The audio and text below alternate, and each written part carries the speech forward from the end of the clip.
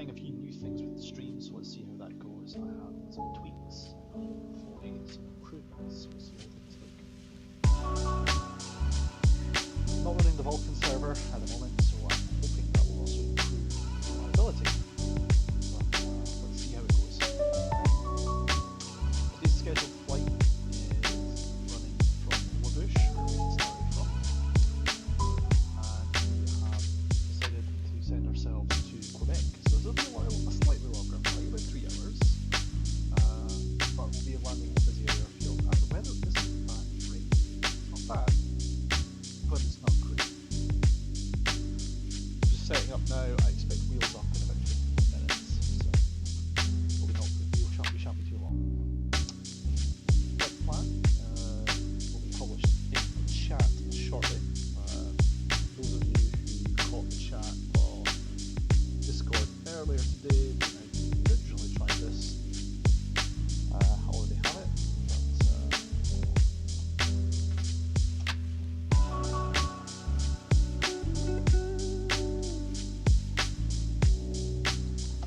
There it is there, and it should hopefully be sitting in the channel if I've got the stream footage, so we should see how things are going. But we shall wait and see. We do plan on a full cold and dark start, and we don't anticipate any radio service, so we'll be wondering unicorn as always, but I'd be happy for someone to turn up and provide service in the area, so we'll see what comes up.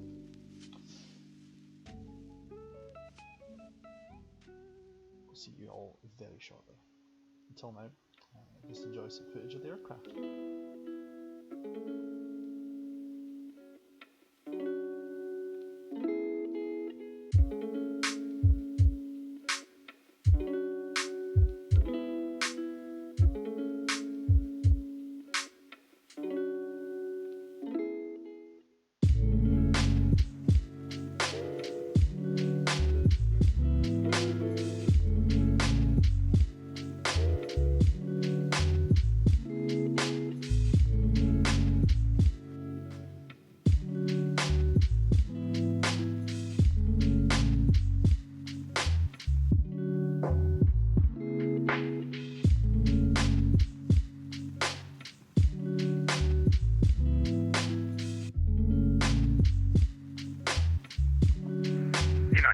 793, check again on Unicorn. Good feedback for Golf 688. Good day. 35 by 5.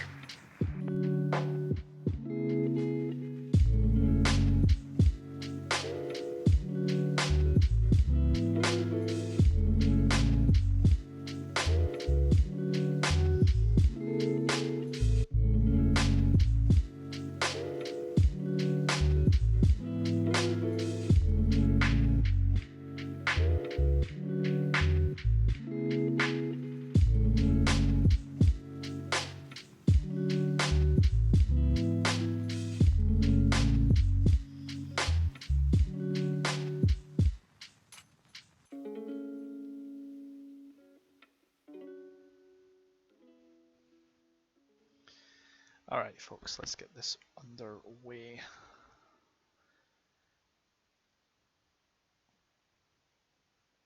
And there we go.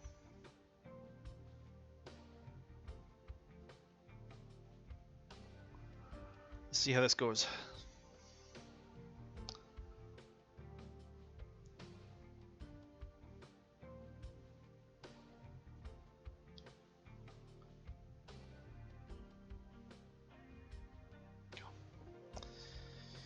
Right, let's close up the doors.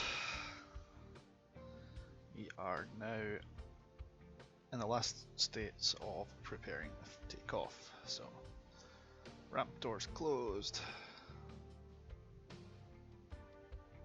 Passenger door is closed. Cabin secure.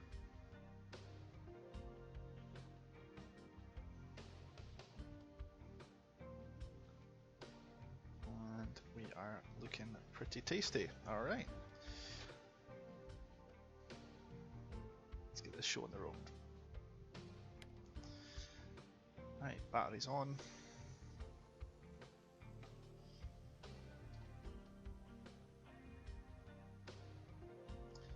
and fuel pump selected. Prop pitch full. Mixture set to water. Mixture set to water rich. Mixture set to water lean. Mixture set to water rich. Okay, there we go. So left engine booster pump enabled. Left magneto armed.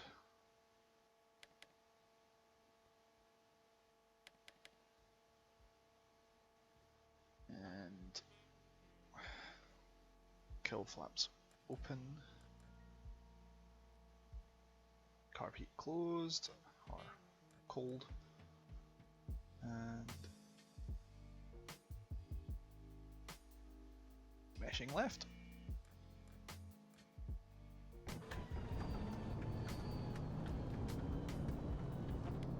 Good crank.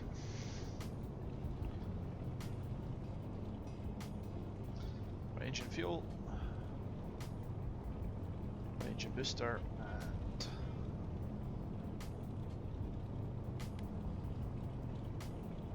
right engine magneto.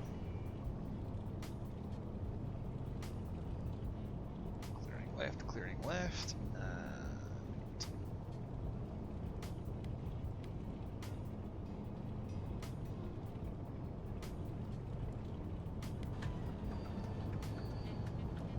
good engine start. Right, left engine left generator on, right generator on. Right, and generator's taking the strain, and good. Nav lights on.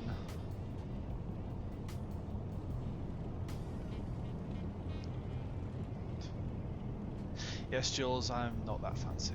I have good old-fashioned paper ones sitting at my side, which I should probably grab actually.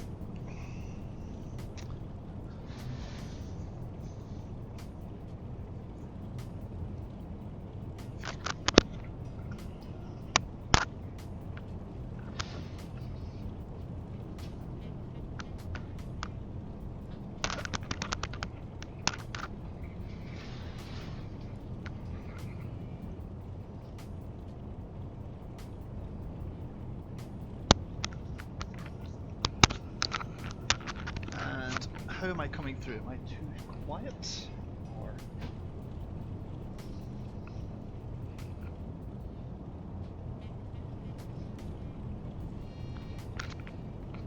to be honest, Jules, the answer to that is probably both. And can you hear me on the mic now? United Nations 793 to Golf Delta Golf 688. Golf Delta Golf 688, go for United Nations. I can't hear you on this stream. I can just faintly hear some scratching noises. Okay, I'll double check my feed.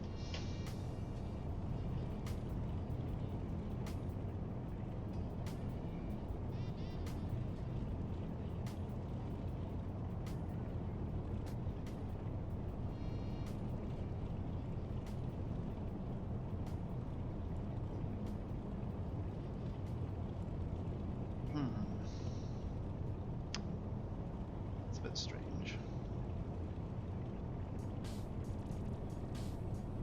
Jules, you can hear the stream voice okay? Okay. I was gonna say, I'm checking my levels, they seem okay.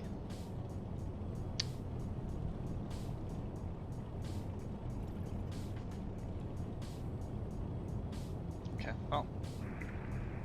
I think a part of it is my levels, so I've got you acceptable now, but you're still a bit quiet. Well, Jules has got me loud and clear, so it's more likely to be your end. You could try turning up the feed on the Twitch stream, but I imagine you'll hear me twice at certain times then.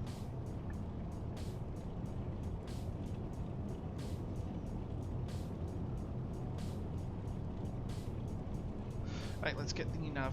Let's get the nav set. There.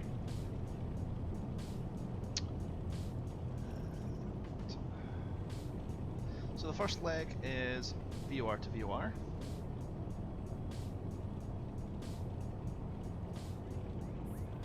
102.3 to 117.7.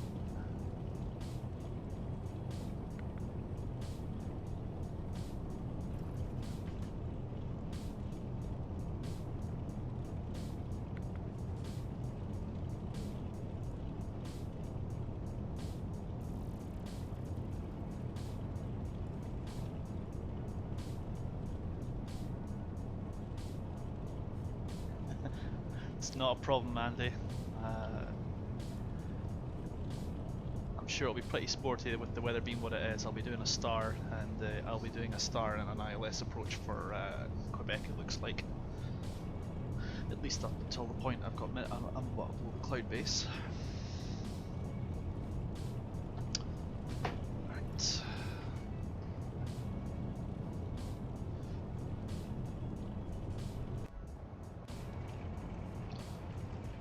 Wabush traffic, Golf to Golf 688 taxiing for the runway.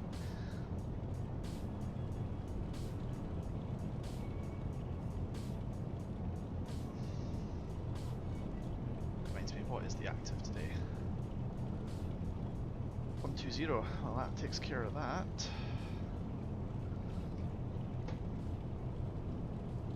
So we'll be taking off southbound, which is perfect actually. It's a southbound departure I want.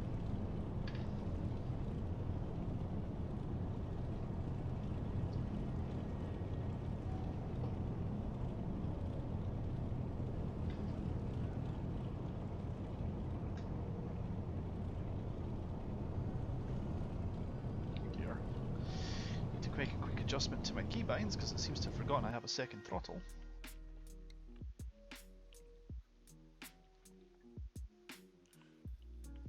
There we go.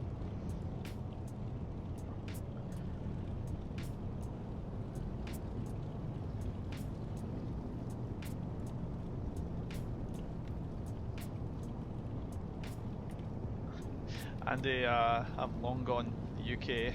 I'll not be there for some time now. At least not on a around the world trip anyway. I do have a Dornier 328, a freeware one that I want to try at some point in time. So I'm going to keep flying this for this foreseeable.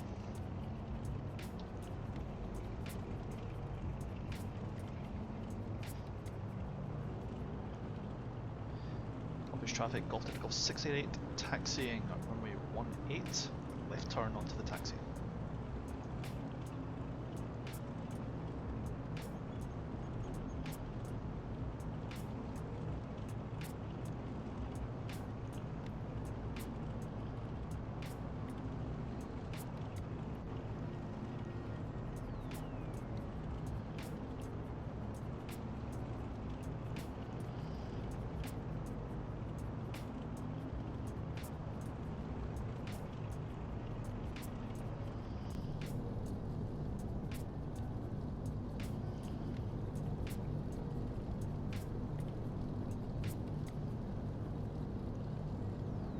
Hey, Electroff. No, Jules, this is a different livery. I'm trying to run a new livery every stream. I don't think I'll have. I've got 72 liveries. I don't know if I'll have. I think I'll probably have more than 72 flights, but we'll see what happens.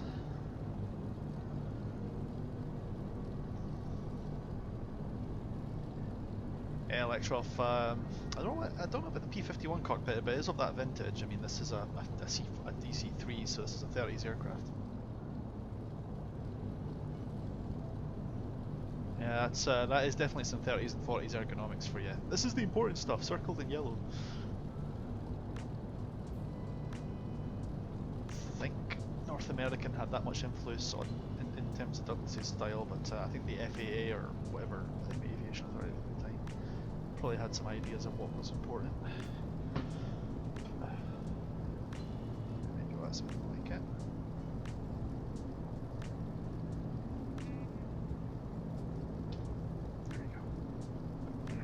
Wabush traffic, United Nations 793, taxi runway 20 for takeoff.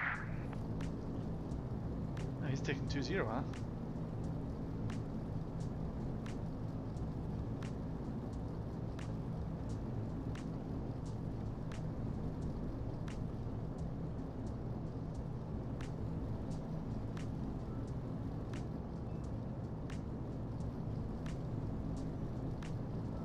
winds are 120, so there's going to be a partial component crosswind on takeoff.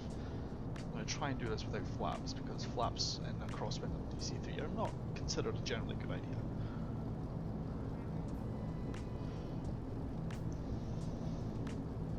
Golf to the Golf 688 Wabush traffic lined up, runway 18.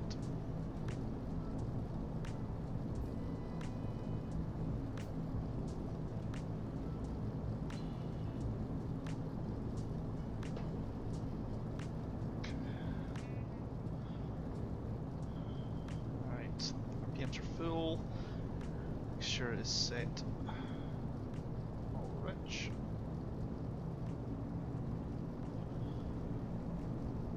VORs are set.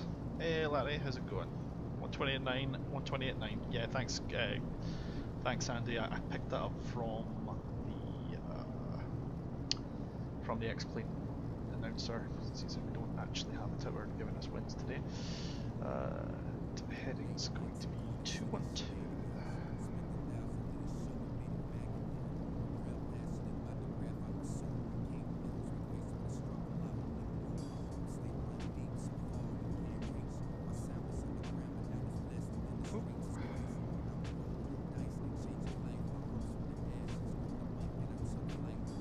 There we go.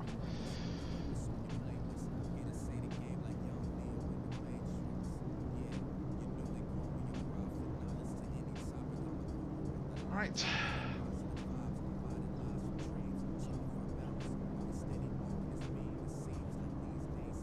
Tail wheel is locked. Should probably have done that before I take it, let go of the brakes, but oh well.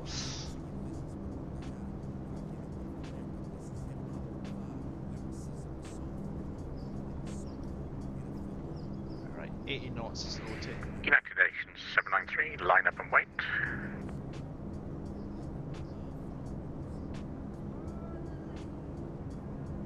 Let's get the trim set.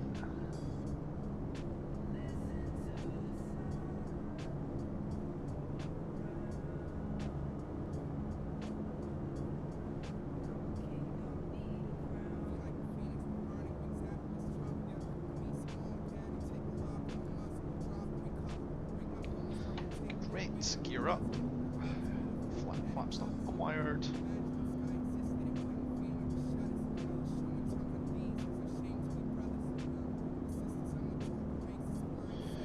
Let's pull up the departure chart for runway 18. Climb heading 181 to 2,400 feet.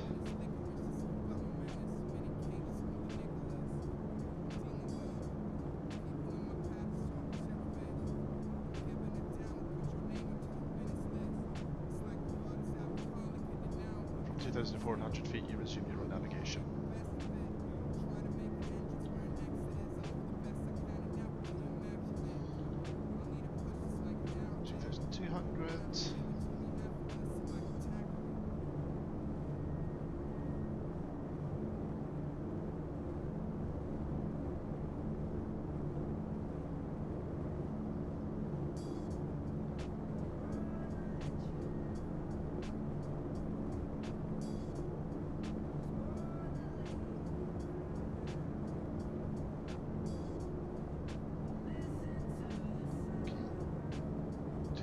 Passing through to 2,400 and turning to charted course. We're going to climb. We filed an altitude plan of 8,000 feet. I don't know if that's going to put us through the clouds or not, based on the METAR. I'm not sure where the top of the clouds actually are, but I guess we'll find out. The latest METAR had the top of the clouds at 5,000, so 8,000 should be okay, but we'll see what's changed.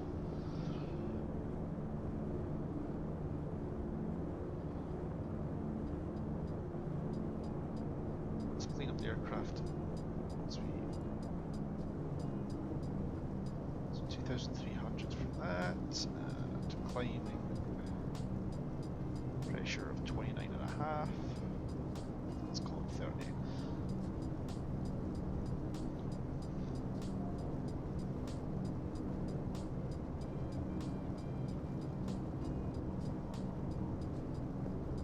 So as you can see there, I managed to improve the scenery textures and meshes just a little bit compared to the last file. I'm not using the Vulkan beta because it completely murders murders my PC and causes crashes. So the frame rate is a little low, but we're not exactly going to be yanking and banking an AC3 are we? So I figure we'd be okay. So I get us nice and stable and a good rate of climb on our course. I'll start tidying up the aircraft for the climb.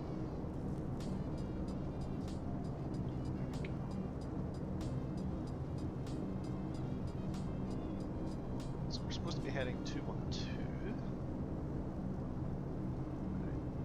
Set the radial with a turn to 240, continue through to 8,000 feet.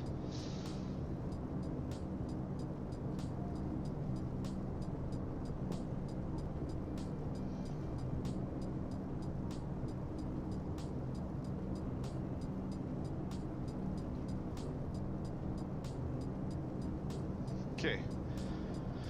Right, let's grab a checklist for after takeoff.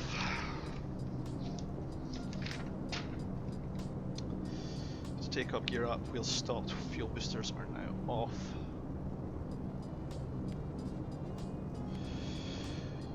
Manifold pressure settings 29.5 and 23 on the RPM. Make some tweaks to that.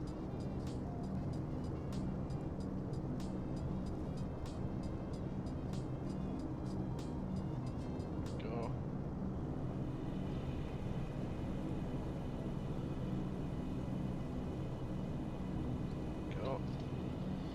Trim the aircraft passing 6,000 feet.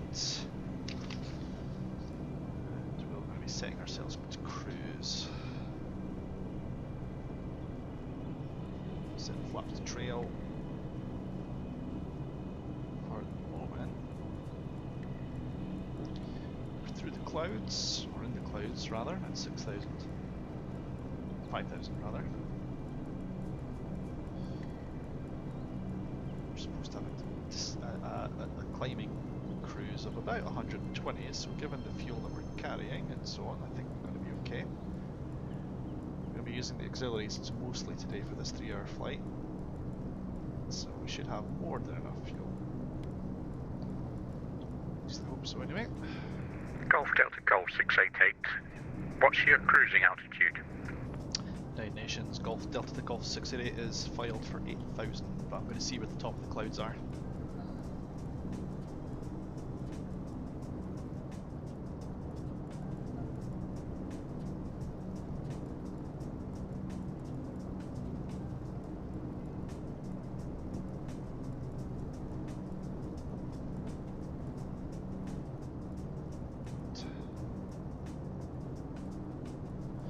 See if we can see anything at the top of the Astrodome.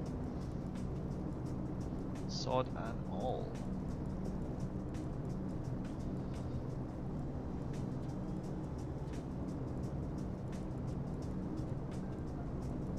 Getting a break in the clouds at 6,000, although it's not consistent.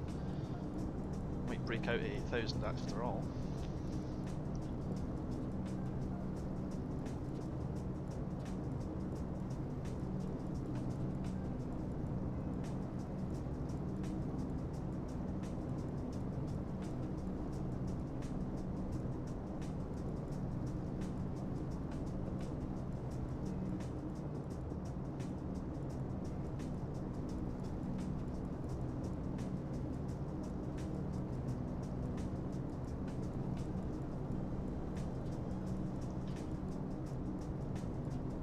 Basically got every light I can muster on, so I should be a bit more visible.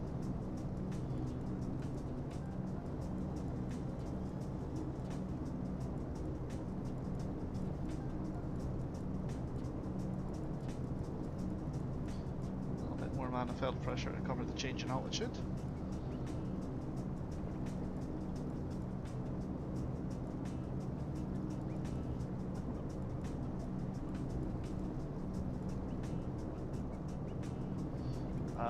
Hopefully my ETA should be published, but we'll see. I'm still trying to figure all that shit out based on that. There we go. Top of climb. Nope. Oh, that's a weather update. Damn it. We're going to hit the top of the clouds at 8,000.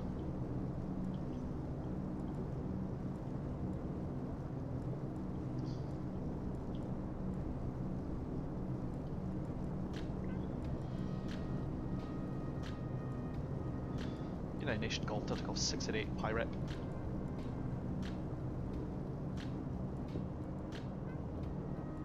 Top of clouds, 7,000 feet for Golf Delta Golf 688 Wabush traffic.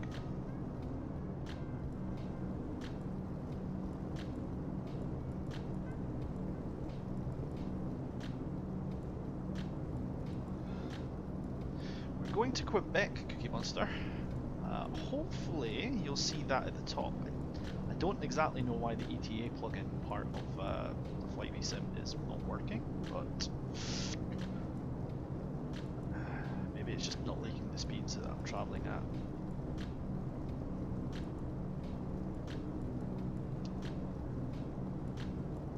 And we're going to switch to transition altitude, which, oh, we're actually at already, never mind. We're going to eat those French cheese fries, get some poutine, why not, right? Serve it up, it's EMT. There's a throwback from about 5 years ago, right? That's what trendy people do nowadays, right? Right, settling into cruising altitude here, so cruising, trail flaps is required, mixture auto lean. Mixture set to auto lean. Manifold pressure as required between 26 and 29, 20-ish above 3,000 foot, so that's fine. Settle that down to about 26-ish there. Get the RPMs to 28-ish. Go. Trim the aircraft for the change in torque.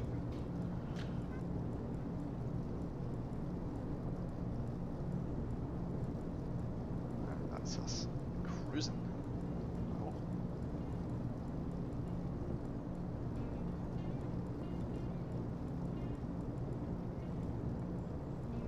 I think that's what it's called, Cookie. I don't know, I don't live in Canada. I've probably offended a whole bunch of people now.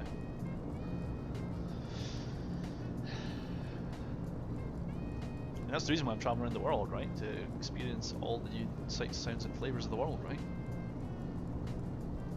There's got to be a cheaper way to develop a food, to learn new foods around the world, right? Pretty sure chips and gravy is not really new cuisine over here in Scotland.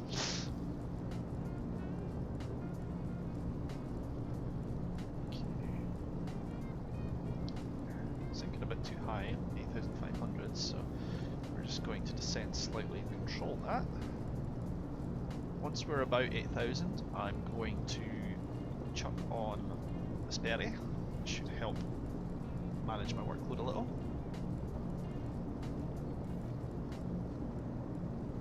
Get myself back on the radio.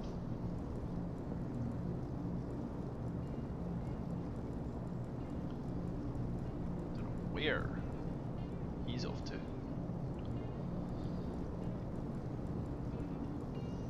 I do hope that's more receptive of the way he's looking at his track IR. He's intercepting the radio, that's what it is. Which is the same as me. We don't actually have a lot of separation, so we're going to have to watch from that.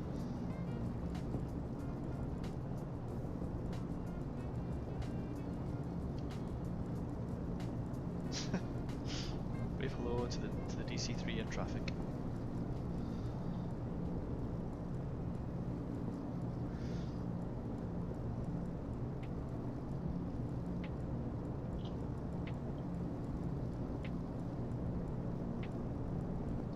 No, it's not a J52, that's another DC3. My good friend Domestis has seen fit to fly a DC3 with me around the world, so he's bringing all the spare parts for when this thing no doubt breaks down. I'm bringing all you guys in the passenger seats, I guess.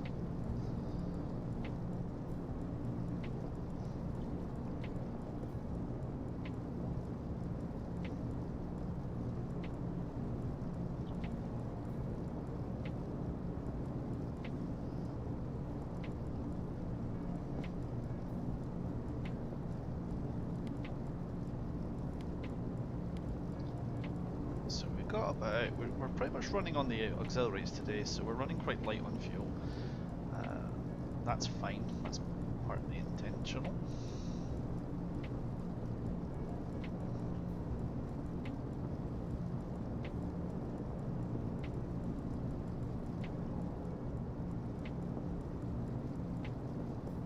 actually. I would be very much interested to see how much fuel this thing thinks I'm carrying.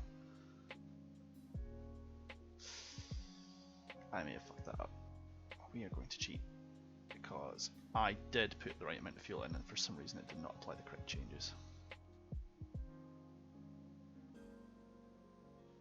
So we are going to cheat a little. Okay, we're going to actually cheat a lot, but nobody saw that. In-flight refueling authorized, okay?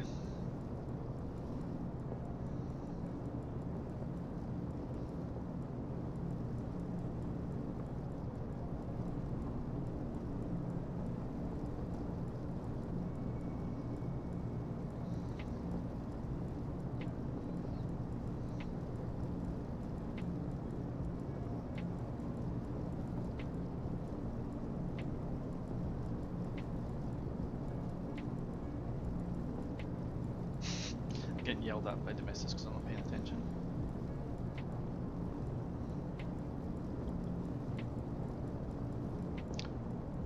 Yeah, these things don't really have TARA, unfortunately. I should probably turn on the transponder though, right? That would probably be a handy idea.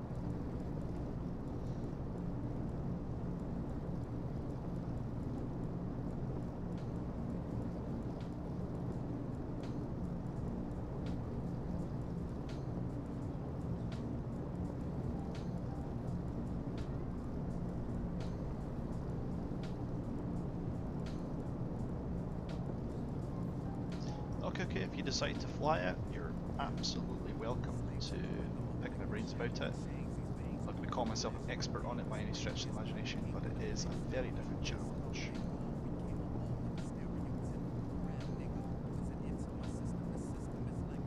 How is this meant to be chill, relaxing music? Go away.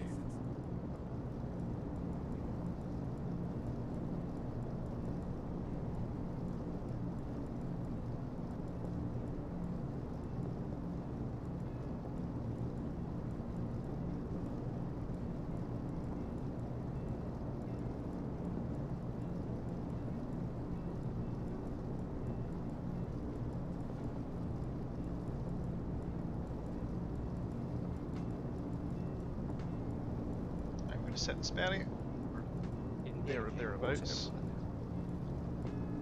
So I will probably need to make a few adjustments.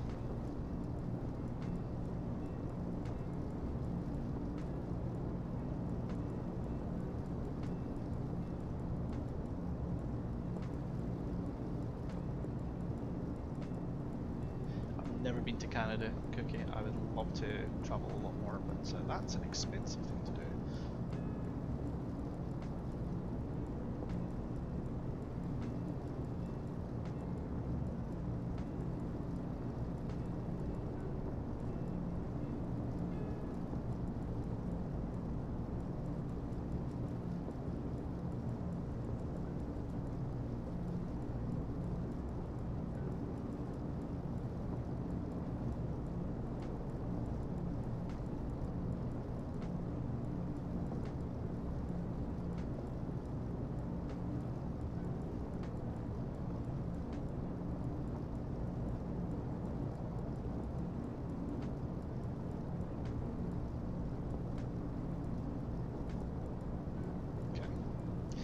Level flight, 8,000 feet.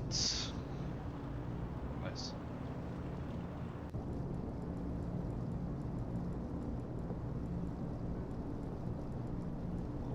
Tail rudder required.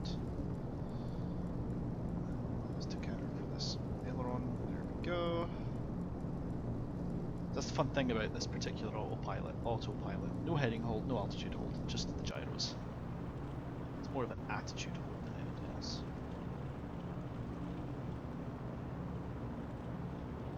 Looks like I'm slowly separating away from my good friend. I'm getting some separation now. I'll turn off the line lights. Actually, no, we'll keep them on because we'll go 10,000 feet.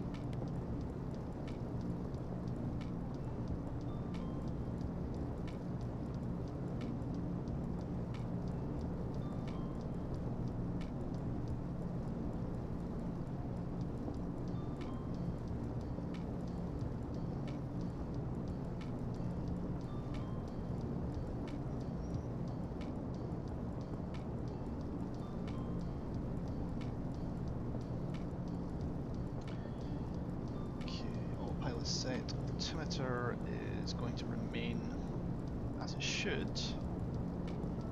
Local QNH should be 290. Oh, a little.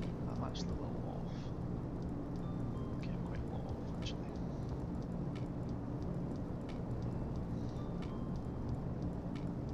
So we'll just slowly bring that down a skosh.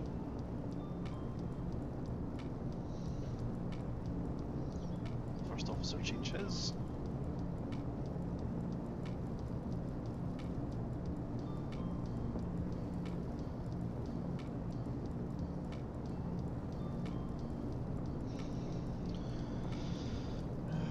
So we're not going to be using the superchargers today, so we don't have to worry about preparing them.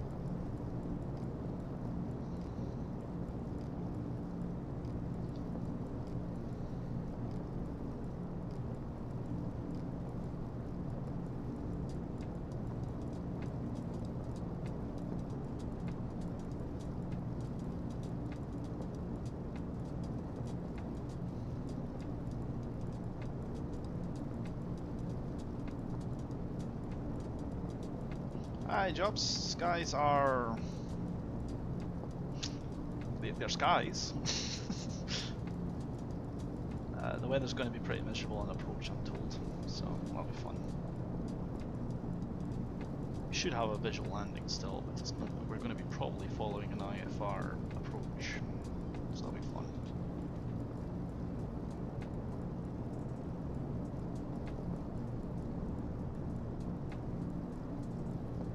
Oops, too many clicks on the top.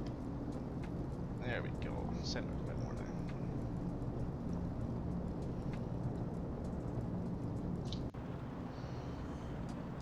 Overall, it's not really a terrible time for flying.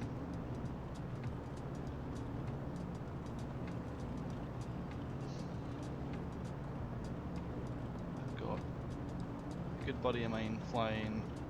You can just make out his text field in the back here. We're getting good separation from him, so he should not be a traffic factor anyway, at least. And thanks to some relatively efficient settings, I'm kind of pulling away from him actually, which is fun.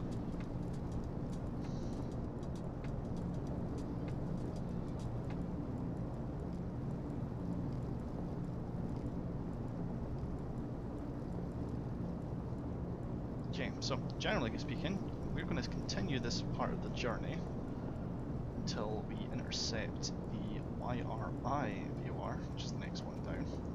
From the YRI VOR, we need, sorry, the YBC VOR DME, we need to then turn to the 113.9 DME, which is Rivière de Loup, or Loup.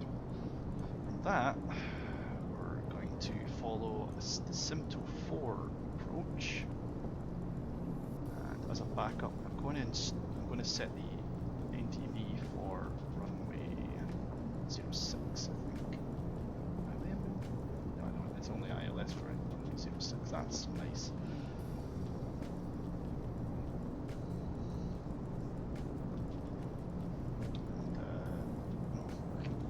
And we can put on the yeah, we We've got ADFs for the localizer, which is on 230 for the NDB.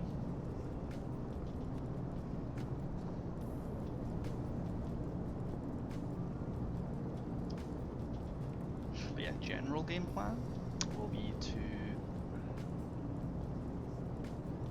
from Simto, we will attempt to set ourselves up for the ILS 06 approach. I'll probably follow the radial south and approach from the right hand turn because I think visibility. No, actually, I probably want to do a left hand turn because that would be easier, so that's fine.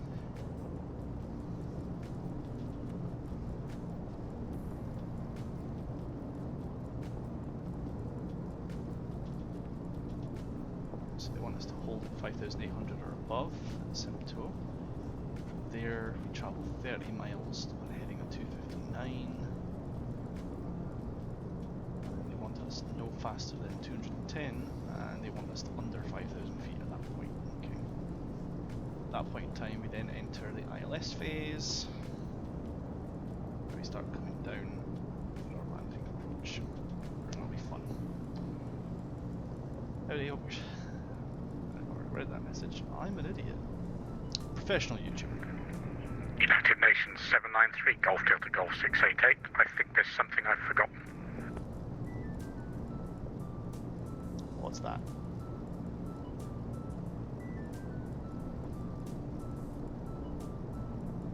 Have a look.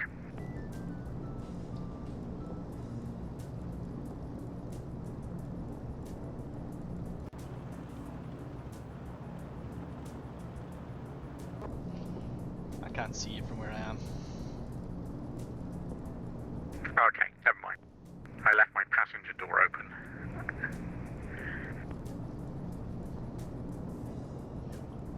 I don't think we can see that in our models. Oh well. I thought it was windy. At least you figured it out before going up to above 10,000 feet.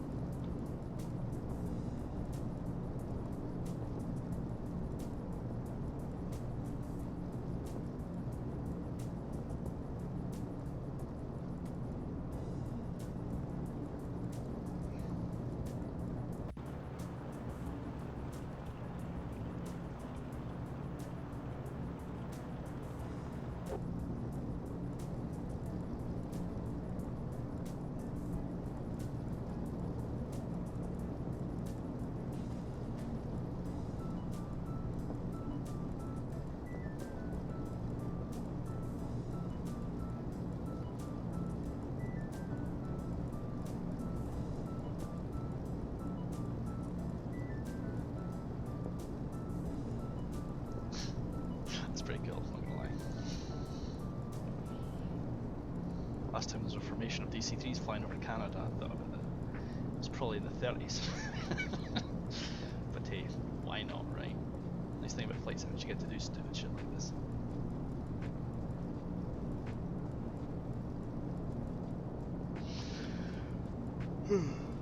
Excuse me.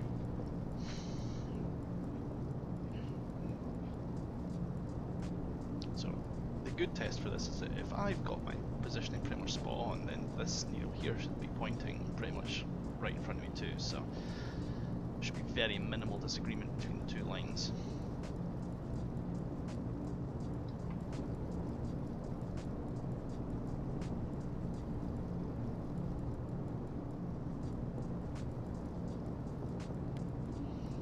Fuel levels that are actually being accepted, probably forgot to hit the apply button before going on to the next page, that'll be why.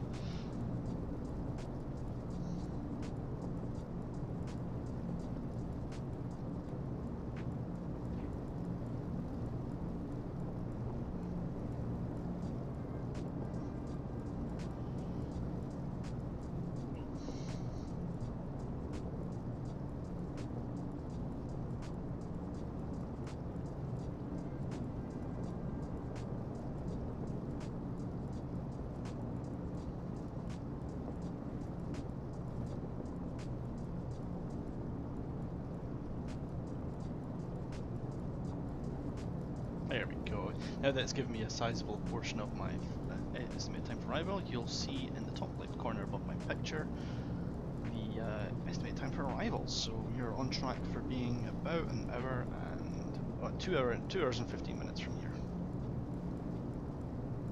It's a pretty spicy flight actually. We're moving at a fairly good clip.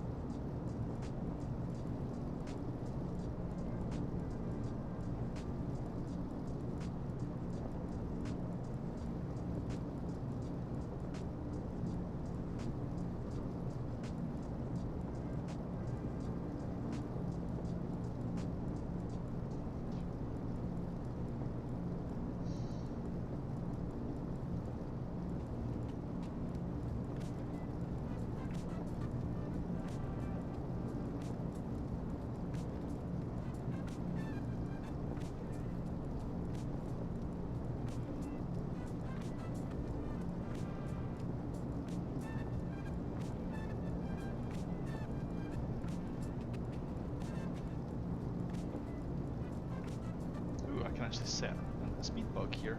I think it's more of a marker for me rather than something that the autopilot's going to do, because the autopilot doesn't touch the throttles on this aircraft.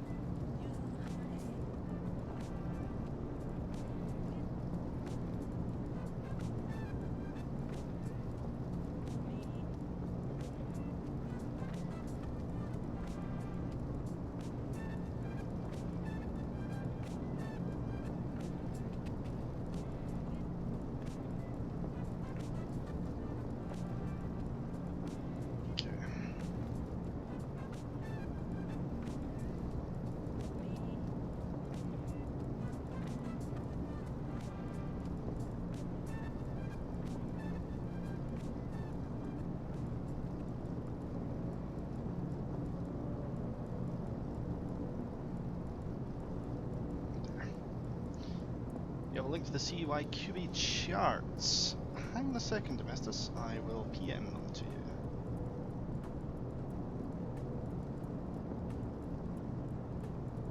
If I'm able to.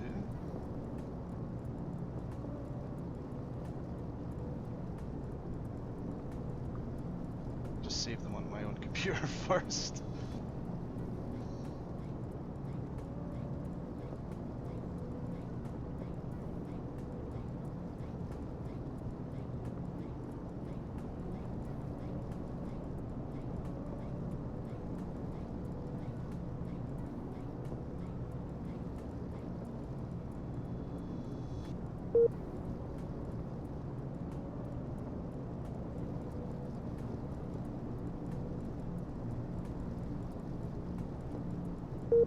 Oh no.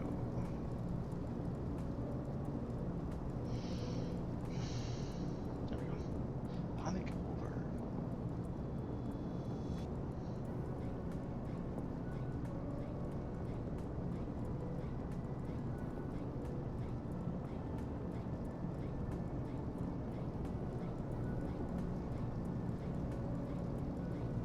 That would be the next set of tiles loading in, I'm guessing.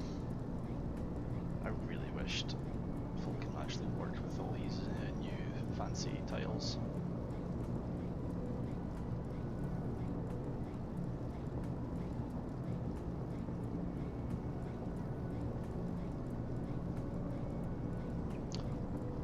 Domestus charts are on their way to you now. PM. I cannot link them because I've got an account for free with a website called flightplan.com, which is fine for American SIDS and stars, and North American SIDS and stars.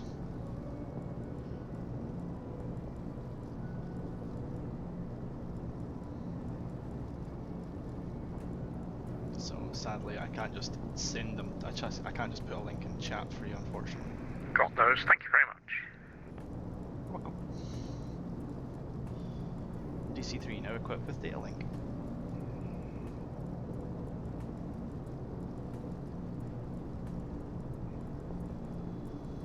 There we go.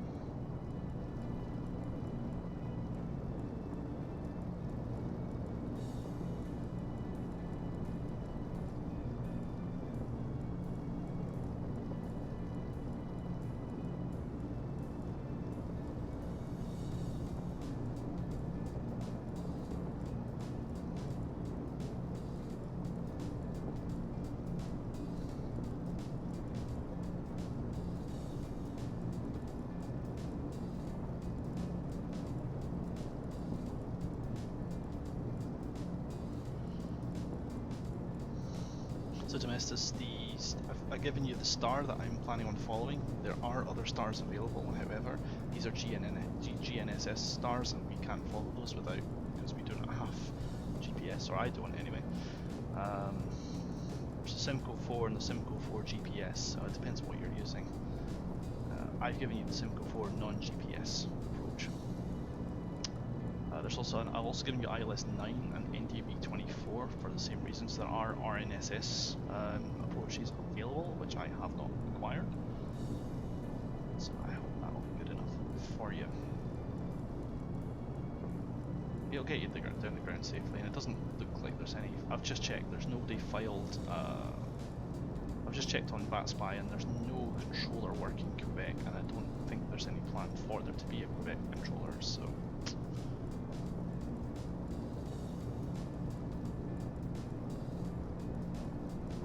Let's hope not. So we'll follow the procedures to the best we can, just in case there's other traffic that shows up on the map, but I'm not expecting anything. And finally, a break in the clouds. So let's see what it's looking like out there. Oh yes, I've decided I very much like running these textures if I can at all do it, because the meshing is just already much nicer, much less jaggy.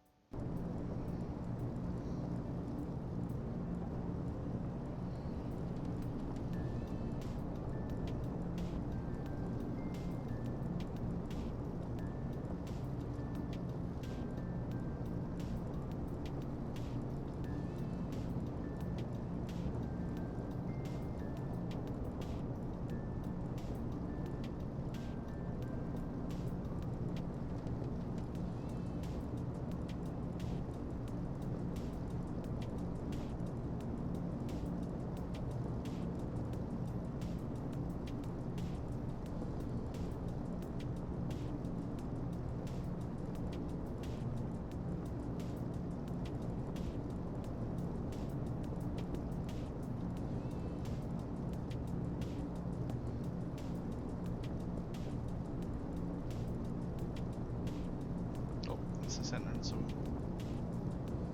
nasty weather. it's probably more likely that I've gone a little bit too far. So we're just going to try and climb back up into the good weather.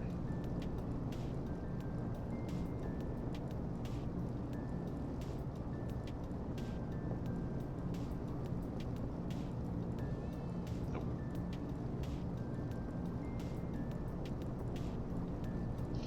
It's gone soupy.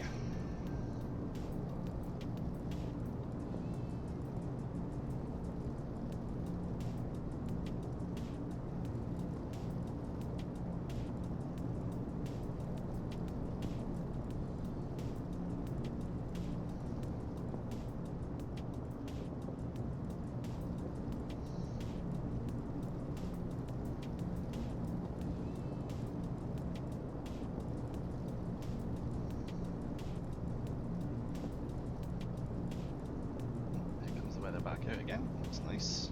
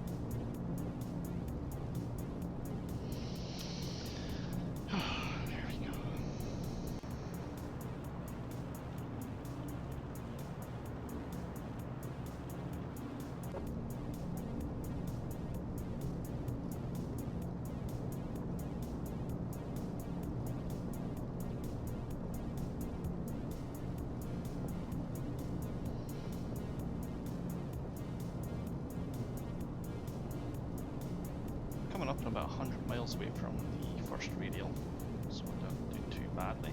We'll be coming up to the next one in somewhat short order. As you can see, there's huge cloud patches, so it's not exactly going to be the most pleasant environment. Bit of a crosswind here, and it starts getting worse as we get further south, so it's going to get sporty.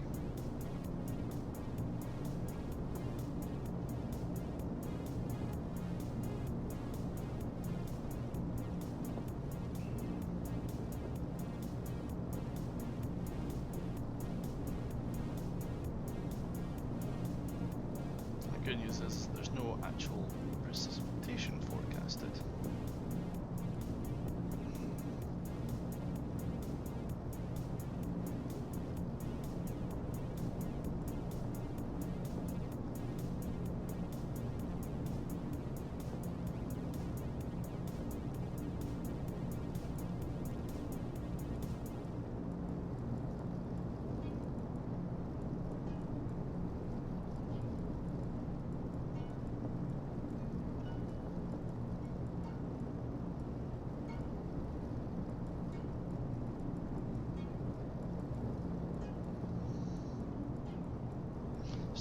guys, let me know if the music or if the voice needs any kind of tweaks or updates,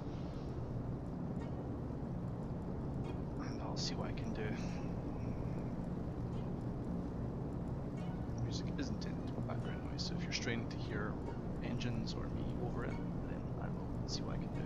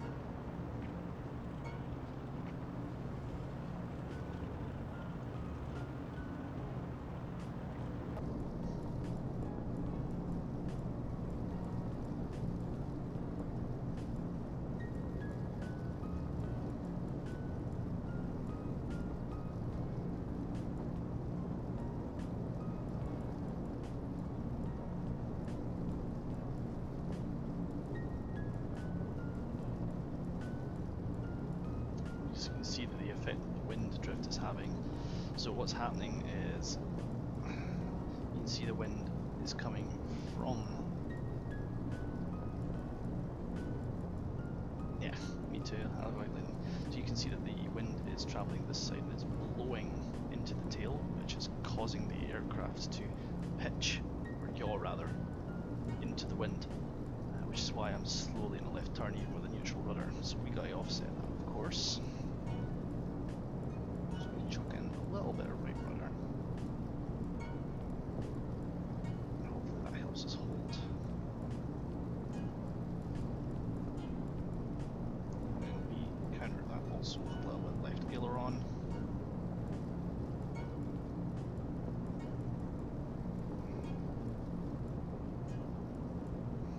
And maybe just back up a little bit with the left rudder.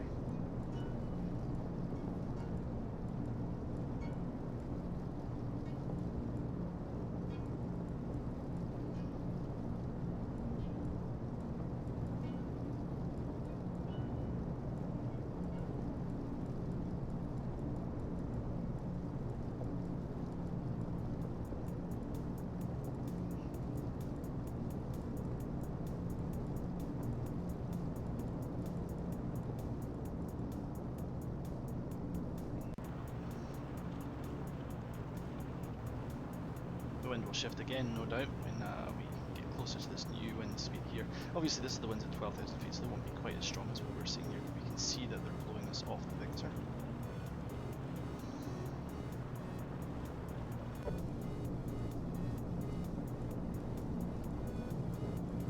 We're soon going to actually lose range of that Victor, so...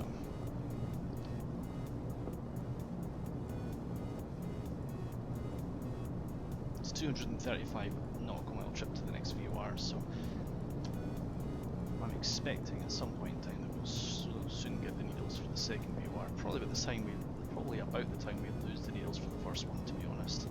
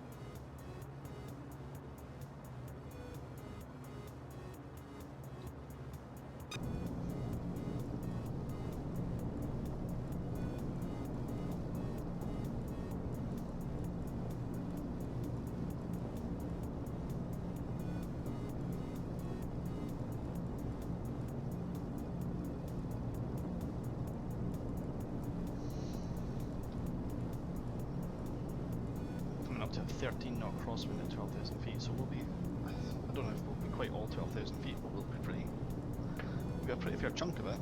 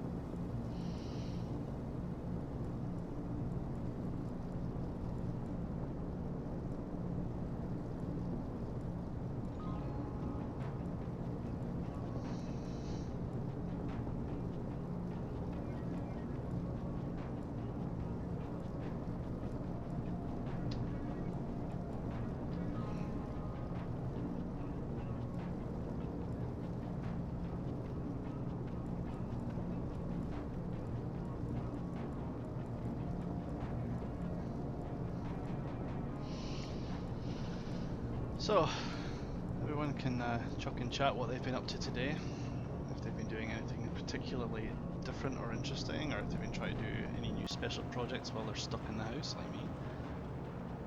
After all, I decided to try and resume my flight around the world because I was bored, so let's see what everybody else started doing.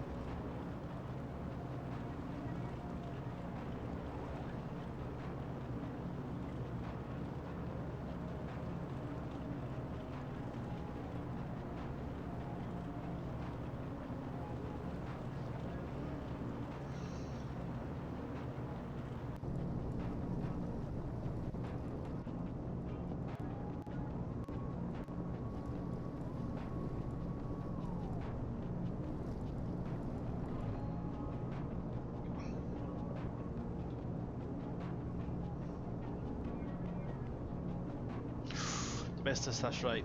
For those of you who don't know, Domestos works for Ante, also known as the BBC's cameraman, so, or he works the cameras. So if there's press coverage, he'll know about it.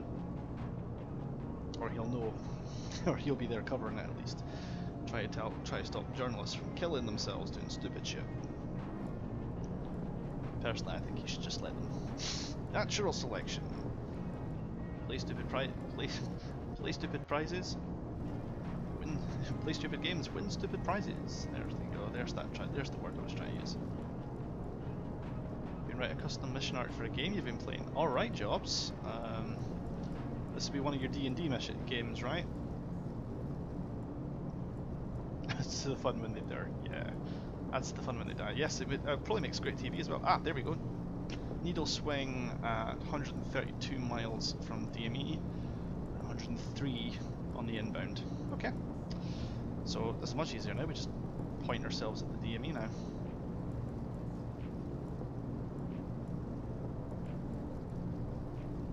And once we're established on the DME, we then switch VOR1. Done.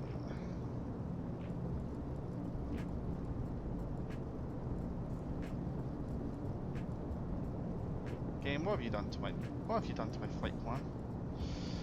Oh dear.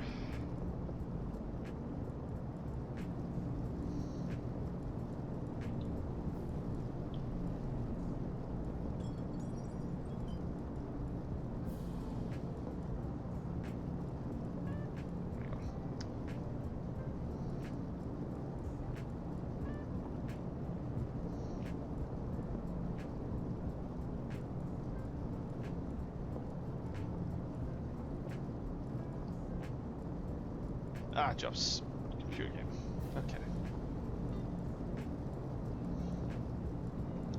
You probably do more D&D than I do, so that's a fairly substantial bit of effort. Okay, so we're going to switch out VOR1, which is no longer what we need.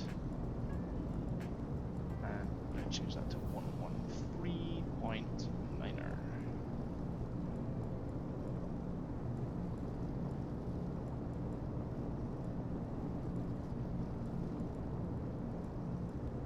Which I'm not expecting to get a signal from, but there it is. And okay.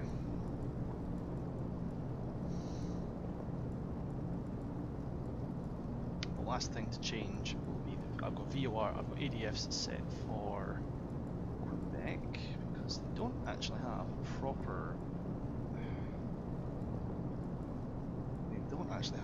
VOR on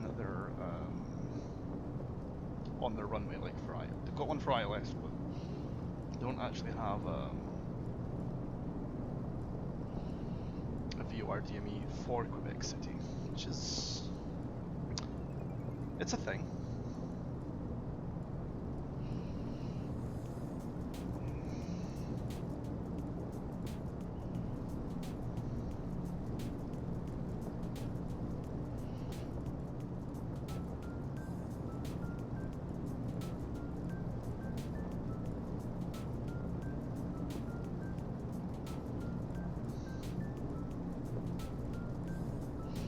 Now that we're able to receive the METAR from here, we'll just update ourselves and see what the latest METAR for the incoming station is.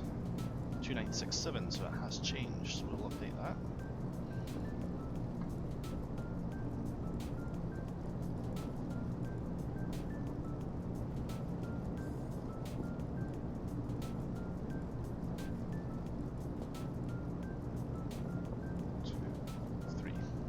Pretty much 8,000 feet as well, which is pretty handy. I wondered why my altitude, why I was somehow climbing when not. That's the effect of barometric pressure on weather.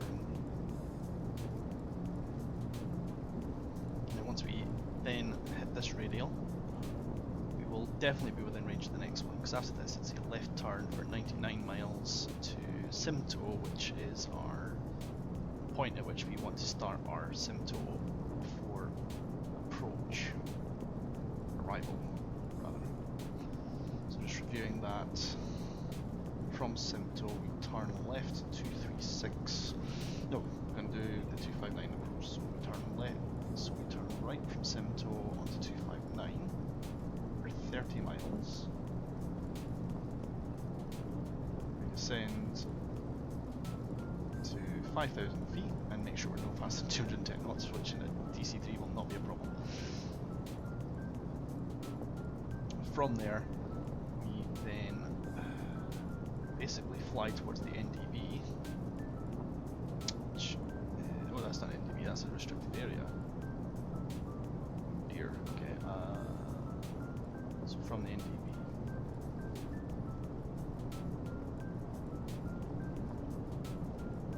so they give us radials, no that's turns. So once we're 30 miles we turn left for 241.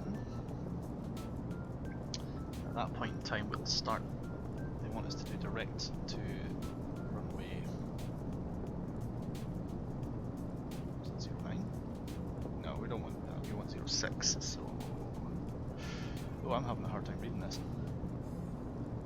A cleaner approach for me actually would be the left turn 236 for 33 miles and the right turn, and that should basically help me intercept the ILS approach from the south.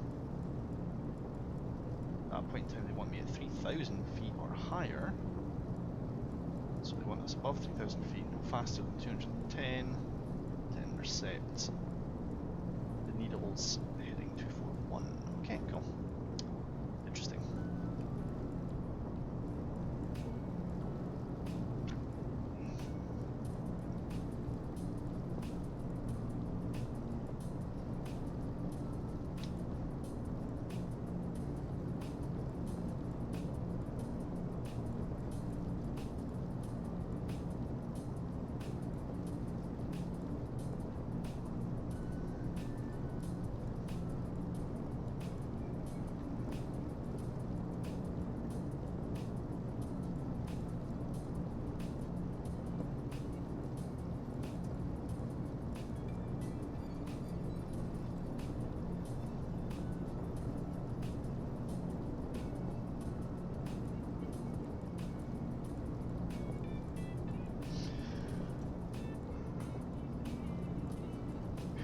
temperature check the engine gauges. The cylinders are a little cold actually. We might throw the carburetors are on some temperature. Oil temperature's a little low as well. So you know what? We're going to close the cowls for just a little while until the temperature comes back up to a little bit about normal.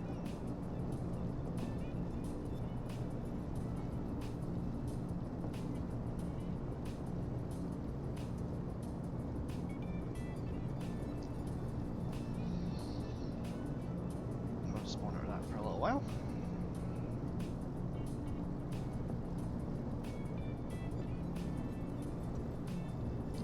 Get the engine gauges agreeing with one another.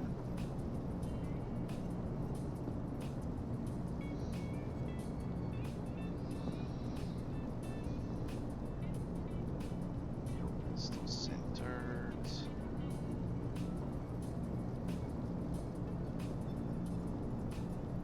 And just tweak the aileron roll a little. Turns out it wasn't quite centered, so I was at a very, very slow bank. So you can see the cylinder temperatures are starting to come back up, as are the oil temperatures, because we've closed the cowl flaps as well. So none of the heat is able to leave the flaps here. When we open up the cowl flaps, heat can dump out, and you do not cook your engine. I'm going to just open my crack manually, so I'll try and find a sweet spot. Should also stop them from dynamic. In trail mode, they open and close in like in some sort of loop, feedback loop, so it can affect the aerodynamics and in turn the trims. So I'll try and keep them somewhat closed and locked that way, so that they don't, so the engine doesn't cook, but also so that you don't have to constantly retrim the aircraft. That'd be nice, wouldn't it?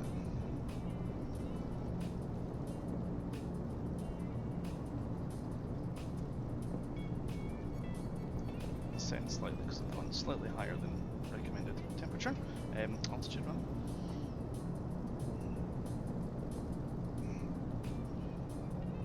And obviously I'm slightly off course, so we're going to turn for that.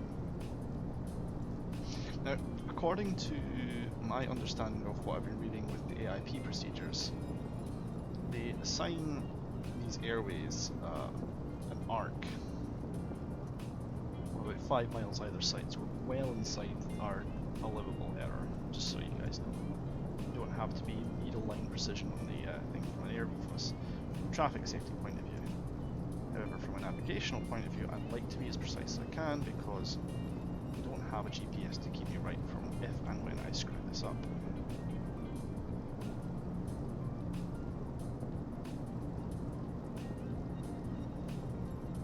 Let's get back over to the pilot seat. There we go.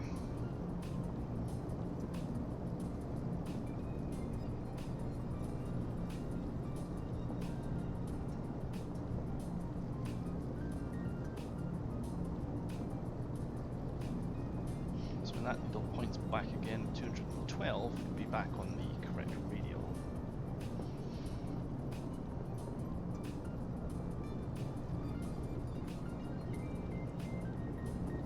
Should probably turn off the taxi light. I think we need those.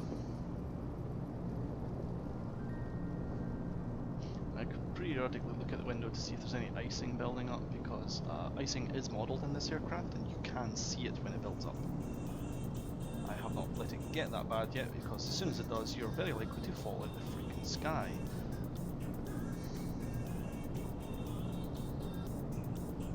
I'm also not in an environment where it's cold enough that that should be a concern at this stage in the game. When we cross over the pole, when we cross over when we cross out of America via Alaska, that could well be a problem. That is a set of scenery I am very much looking forward to, because that would look absolutely beautiful. I will be downloading an entire set of custom scenery for that. And it's free. It's just new meshes. It doesn't change any of the default textures, it just updates the mesh so it's not as jaggy. Not exactly sure how far north it goes. I think they stop it above latitudes of 73 degrees, but we're not going that far north of Alaska, so it should be fine.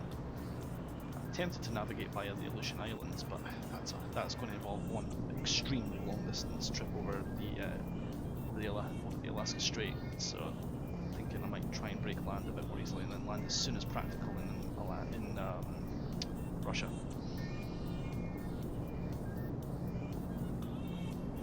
It's a bit where I'll accidentally land on a military airbase, but that's okay. I'll just chuck them a bung, it's fine.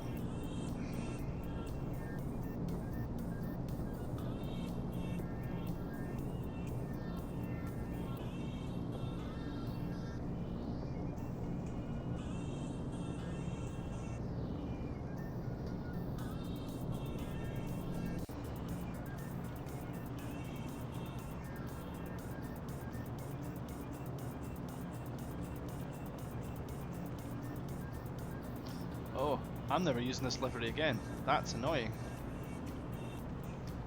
Oh, it doesn't match. Ah, I can't unsee that. Oh, that makes me sad. It makes me terribly, terribly sad. Well, that won't be getting used again. Not until I completely forget that and discover it again the next time I use it. Cookie, look at the livery and look on the nose. The the meshes don't line up. My paint job is it leaves effort to be desired, and I'm not going to bag on the guy too hard because I don't know how to fix that. But I just can't unsee that now. Oh, it's.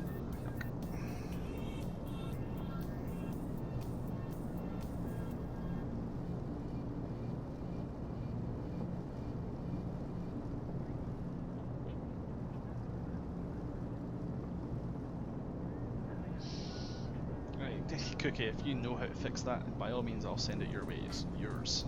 I'm sure the original author will not complain too much if you go fixing it. But, Cookie, PM me through Discord at the end of this, and if you want to have a look at the text deliveries that you've been given, you want to tidy them up with that, I have no trouble with that. So,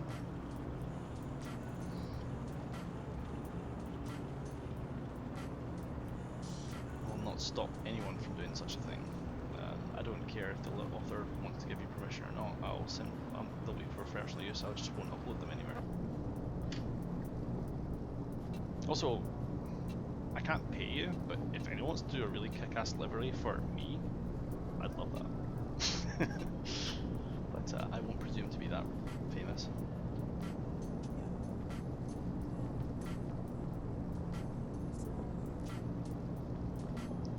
That's when I know I've made it as a professional streamer, is when someone manages to make a custom skin for my favourite aircraft. There you go, Cookie, there's your new project for it until lockdown is over. I'm pretty sure it's just a case of painting on DDS files, so it shouldn't be massively complicated. It's the weather now reloading, so just copy the latest traffic, make sure it's not changed too much. No problem, Space Waffle. You don't have to apologise at all. I don't mind the banter. And I'm doing awesome. Aircraft is behaving itself. This. I totally brought the right amount of fuel and didn't refuel it in the middle of the air. And we are about a third of the way, I would say, maybe about halfway at the top. We're on track for an approach in about half an hour, actually. Yeah, we're over halfway, I would say.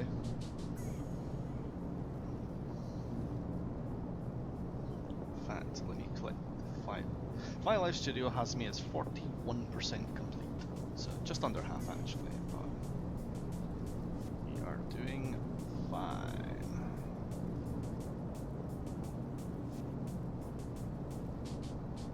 Practice away, Space Waffle. No trouble at all.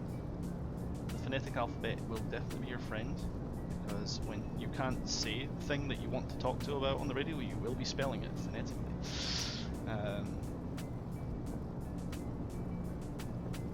just always remember as well though that if you can't use the radios correctly, just try using plain English and don't use the radio for too long. That's the best way to not piss people off. I would much rather, if I was the controller, and I'm sure Andy, who does control in the Fat Sim, would probably tell you the same thing, that he would much rather you speak plainly and openly than attempt to use jargon that you don't know how to use and fuck it up completely. You can learn the right words, you cannot learn communication.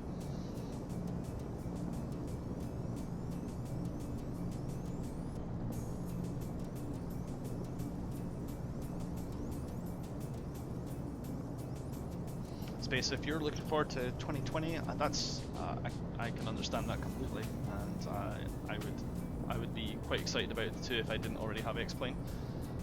I don't see the need for 2 general aviation flight sims that cover the entire world on my hard drive, but I'm not going to bag on the people who haven't started at all. I think MSFS 2820 would be a fantastic place to hit the ground running if it's the style of flight sim you're into.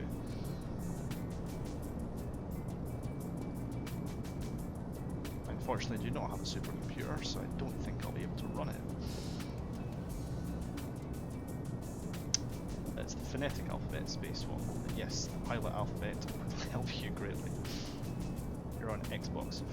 Good luck with that, buddy.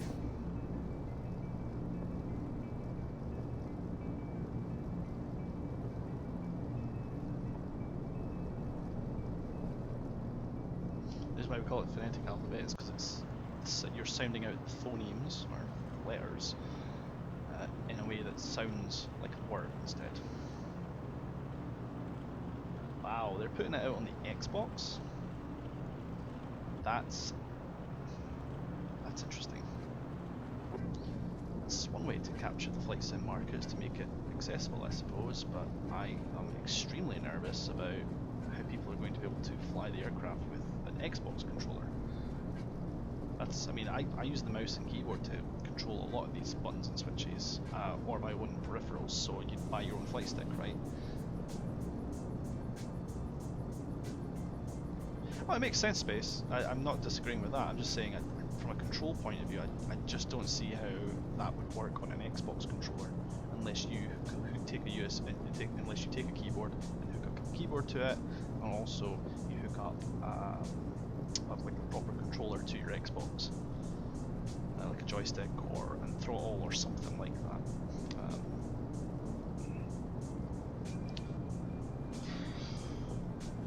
Well, let's put it this way, right? I have my stick, so I have got up, down, left, right, so that's one of your thumbsticks used. Rudder you also need, so that's one side of a thumbstick used. And you'd maybe have throttles, or you could use your bumpers for the rudders, yeah, fair enough. And then for the throttles, that's fine, but I have 2 engines, so I need to manage, with an axis, I need to manage 2 different throttle inputs for the left and right engine, and I also need to manage 2 different propeller pitches, which control the speed at which the propellers turn, as well as the amount of fuel are being fed. So, I don't think you'd have enough axes to adequately model that. It does jobs. I think an Xbox HOTAS would be handy. Ooh, Montreal Centre. Domestis, is Montreal Centre controlling us? It's, well, the Dakota is another name for it. It's the C-47 or the DC-3. Yes, I'm flying the civilian air version of it. There it is for you there, Spacewalk.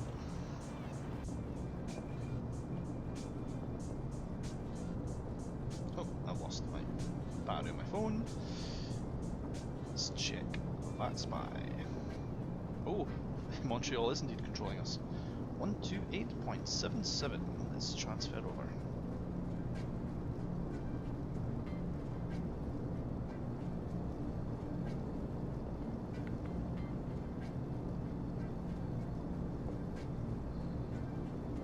Good spot, Domestis. I didn't see that, and I didn't get the wallet message yet, so he must have just... 70-912. Roger, please report level at 180 unless I see you before that.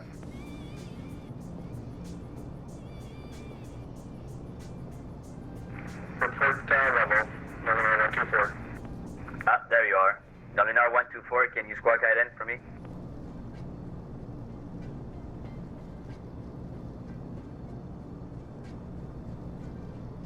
I like commercial planes as a nice distraction. I normally do fighter planes, but this is a nice environment, especially when you're flying it realistically like this. 124, thanks. Radar identified. Proceed direct the Kuujjuaq NDB, climb flight level 320.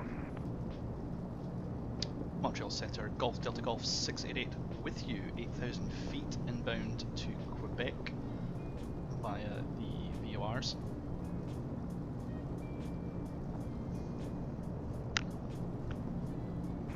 Station calling Montreal, that was about 1/5. Can you say again? Montreal Centre, this is Golf Delta Golf 688 with you, 8,000 feet inbound to Quebec via VORs. Quebec, Golf, Delta Golf 688, roger. You said you're at 8,000, confirm?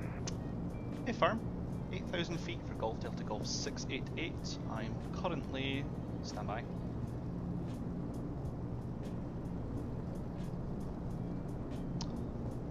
Golf Delta Golf 688 continues. I am 30 miles north of Baie-Comeau. Golf Delta Golf 688, okay, that's why I don't see you. That's below my radar coverage in that area. So please report over Yankee Romeo India. That's the Rivière du Loup VOR. We'll report over Yankee Mike India, Golf Delta Golf 688. That would be Yankee Romeo India. Yankee Romeo India for Golf Delta Golf 688. Thank you and good day. Thanks. Control Air France 84 request. Yeah, France 84, go ahead. Air France 84, thank you. My package is outside and if you don't get it. Oh, it's okay, just report back on the frequency. Affirmative, Air France 84. I don't know if I'm actually going to arrive at the Yankee Mike Romeo.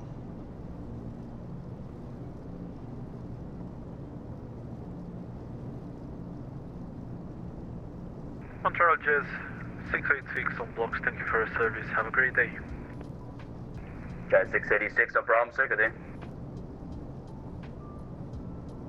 No, so just to translate all that for you, Space Waffle, I basically have discovered that I'm on the channel with him, so I've called into him to say hello, this is where I am, this is where I'm going, and this is the flight level that I'm at. He can't find me because his radar doesn't cover this section at this altitude. I'm too low for his radar to detect me. He's based in Montreal, I am northeast of Quebec, so it's quite a distance he has to cover. He's given me a VOR that he wants me to call at as I pass, although I don't think I'm going to pass that VOR, because after this I am turning towards my airfield. Montreal is quite a while away, so YMR is the code for the VOR that he wants me to talk to, and I don't think I cross YMR. So it's Yankee Mike YMR, so Yankee Mike Romeo, YMR. So Y is the station code for DMEs and stuff in Canada at the moment. So they all start with a Y. So C is the country code for Canada, Y is the local code for Canada because of stupid stuff. And for example, QB is Quebec, BC is Baie-Comeau, the station I just said I was calling nearby. YMR is Montreal, MR, right? So he wants to call me when I'm in range of the YMR VOR. I'm not going to be within range of that. I'm not going to be using it. So he basically says, call me when you're near my airspace, and I'm not going to be near his airspace. So I'm just listening for flight traffic. And in case he does want to call me for a status update, I'm going to be approaching Yankee Bravo Charlie, CYBC. And then from there, I will be turning down this pathway here. You can't see it on the map just yet, it's not grown far enough in, but I'll be landing at the next airfield further down. So I've got about 27 miles before I get my next turn. On another screen that you guys can't see, I have the next frequency plug programmed in, which I already happen to have set as 113.9er. So I'm just going to now, and I'm assuming I'm going to get a signal. Not quite yet. I will eventually. How are you moving your camera? It's not my glasses, it's not my mouse. It's the little motion capture thing that I'm wearing on my helmet. This is called Track IR, and I don't think it'll be available for Xbox. It's a PC thing, which you need to install the software. And there's a small camera specifically designed for this that's sitting on my monitor. Basically, what it does is it's like the motion capture that the movies guys get. So it tracks the motion of these three dots, translates that into an angle, and then turns it into something for me. So if I just move my head just a little left, it exaggerates this and gives me a much further movement, so I can still see my monitor and I can look around. This is very handy for situations where I have a lot of switches to click.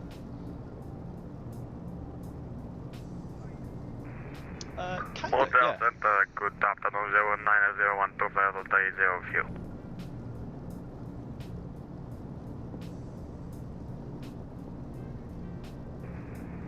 Was that Wizz Air 9012?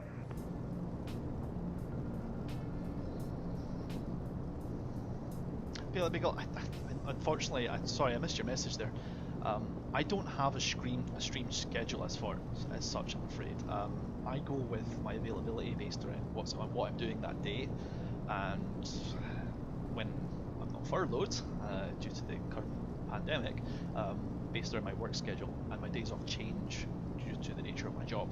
So I don't have a stream schedule as such, which is why I always say have a look at my Discord channel, which I see you're part of, so thanks very much for joining there. I always try to make an announcement at least half an hour before I'm streaming, so people who are able to attend are able to. And then I also put these on the YouTube, on my YouTube channel for archiving purposes. Squawk 035 with a 901 to thank you.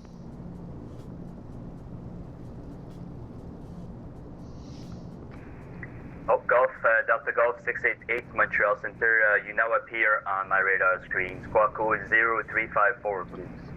0354 for Golf Delta Golf 688. Stand by. Whiskey Zulu Zulu 9012. You identified flight level 380. Can you say your call sign slowly? Is it Wizz Air? Yeah, affirm it's Wizz Air. Wizz Air 9012. Okay, thank you.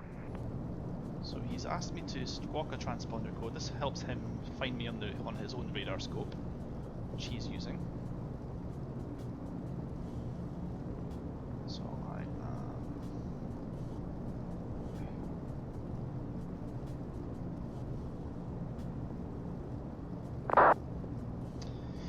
Montreal Centre, Golf Delta Golf 688, squawk ident 354.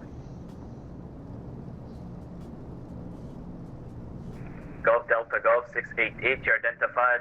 You're at 9,500 now. Confirm. That's an affirm. I can descend back to flight level 8,000 if you want, or I can stay up here if you want to keep me tracked. Golf Delta Golf 688. If you maintain 10,000, that's fine with me. Golf Delta Golf will maintain 10,000, thank you. So, it wasn't intentional, because I wasn't paying attention to my gauges, but I've actually slightly ascended to an altitude where he can detect me. So I'm going to ascend to 10,000 feet now. This is where things get interesting. This particular flight sim models hypoxia, in other words, the point at which you do not have enough air to breathe in your lungs because the air is too thin. This happens around about 10 to 12,000 feet, depending on various atmospheric conditions. I'm going to have to go into oxygen for this. I have enough for the remainder of the trip, so that's not a problem. So as I ascend to 10,000 feet, I will also be switching to altimeter 299er2, which I'm currently doing in advance now, which is the standard altimeter setting for this particular phase.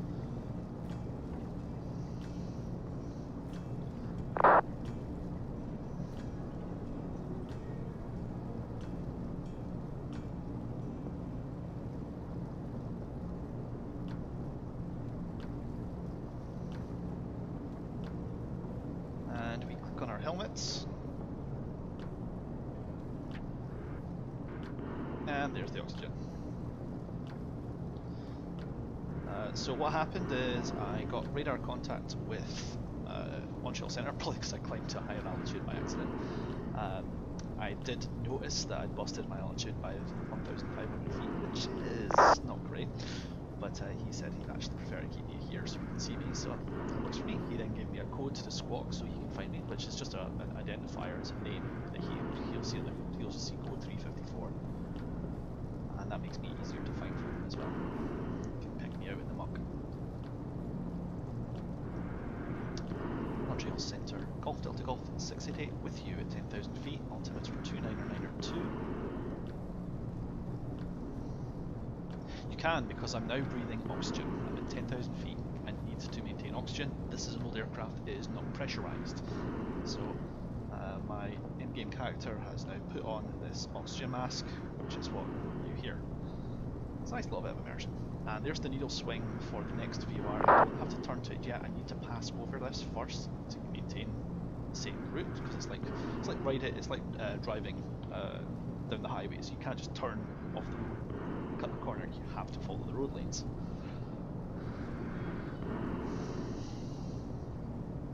So we are no, it's a VOR, not a DV, so I don't have distance. I don't have that. You can jobs. Failures are modelled, so it is possible for things to break. It's currently set to 10,000 hours mean time between failure, but given that there are over 250 parts in this aircraft, that's an average failure rate of every 39 hours. So every 39 hours on average, something will break in this aircraft. Playing the odds, that means I'm likely to encounter one issue. Sungar 124, current winds in Kuujjuaq showing 3108 gust 15. What kind of approach were you looking into? Stand by for 124. Sure.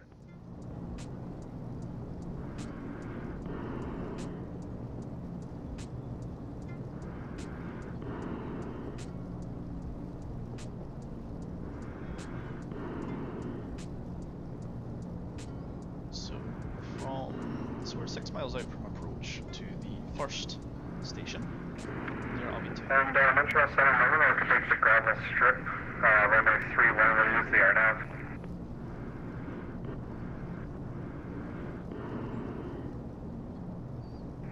Okay, was a bit choppy there. Nolinor 124, confirm RNAV approach, runway 31. That's affirmative for Nolinor 124. Roger, you're aware that the runway 3113 is gravel, right? That's correct, yeah, we have a gravel kit equipped. Okay, perfect. So Nolinor 124, when able, proceed direct to the FMIP intersection. Echo Papa Mike India Bravo. Proceed to direct to FMIP and for Nolinor 124. Of course, it would just be the automats jobs. That could be engines, that could be gauges, that could be fuel pumps, that could be any number of really important systems to keeping this aircraft from falling out of the sky. So we always keep an eye out for those things. That's why I'm always checking the engine temperatures, things like the fuel pressures, because if fuel pressure is lost, I have a problem. If things are going too hot, I also have problems. So I cook the engine, break it.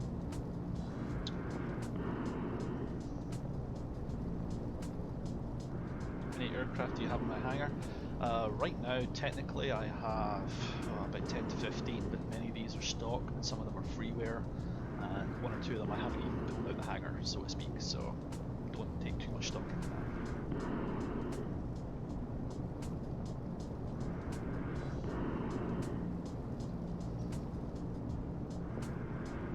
Montreal Centre, Golf Delta Golf 688 over 1 Yankee Bravo Charlie, turning direct Yankee Romeo India.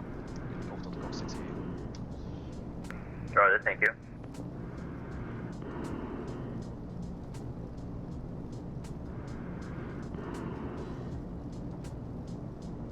And Montreal Centre, Golf Delta Golf 68. For your information, I'll be trying to follow the Simto 4 approach. However, I'm only equipped with VOR and NDB. I have no GNSS, just so you know.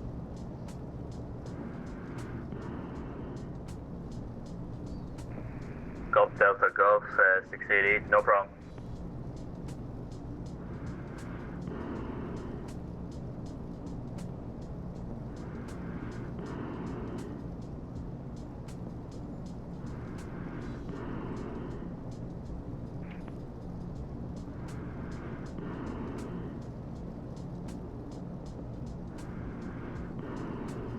This is great. This is the first time I've actually had a proper controlled approach to an airfield. I don't know if he'll be working tower as well, or if he's literally just working control, so he may hand me back over to the standard frequency that this particular multiplayer community agrees to hold himself to once I'm on the Quebec, but even if he only directs me to Quebec, keeps me monitored, I'd be more than happy with that. Domestis, I haven't heard your communications, so I would hope you'd be joining us. Montreal Centre, United Nations 793 with you, altitude 8,000 feet, 10 miles for Yankee Bravo Charlie, type Delta Charlie 3. United Nations 793, Montreal Centre, good day, squawk code 0355. It's just giving everyone a Squawk 0355, United Nations 793. The voice there is one of my good friends who's also in the channel, Domestis. He's sitting in the stream, but he's also flying the same aircraft as I, but he's about 10 miles behind me. So we're both flying to the same airport, and it'll make things a bit more interesting for both of us, having some traffic in the area. I have a button to press. I have to press a button to talk. I have a button on my joystick. So I have an X56 SciTech, and I'm holding down the mini stick button, thumb button on that. So I hold that down to talk, and I let go. United Nations 793, you're identified now at 8,000 feet. Continue flight plan route. Continue the flight plan, United Nations 793. See, I like controllers like this. He's pretty chill. He's not. He's obviously got a fairly quiet patch of sky at the moment as well. At 4 Air France 84 on that. One thing that's really cool is France 84, roger, as thank you you. can hear with the radio quality, it varies based on your distance from both the sender and the recipient. So this guy is probably very, very far east. He might even be somewhere over the Atlantic Ocean calling inbound before he's about to arrive into the airspace. Transat 1318, you're here to Toronto Pearson, via the Montreal 1 departure, flight plan route, departure 24 left, squawk code 1003. Like on the western side of the controls area, and I'm on the eastern side, because Montreal doesn't seem to have too much of a difficulty speaking to him. I can barely hear his transmission. Transat 1318, readback is correct, call ready for push and start, altimeter Montreal 2974. He's managing Montreal.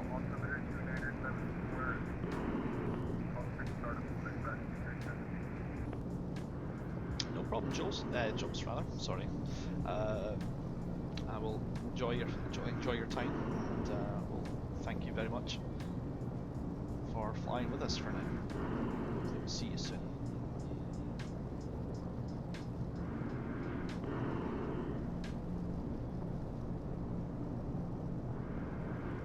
Miles out. Once we're at 65 miles, that's us at Simto, and according to the charts that I have downloaded, these are real world charts. I'm supposed to be 5,800 feet above Simto or higher, which is fine. And to land runway 6 or 11, I need to be below 16,000, which I'm fine for. From Simto, I would want to start my descent, to be honest, because I need to be down to 5,000 feet after 33 miles. Transat 1318, roger, push back, nose facing east, and advise ready to taxi. In fact, I may orbit once over Simto and just use that to circle and descend down. Air France 84, you're leaving airspace to the west, Toronto Centre is offline, Unicom 122.8, good day.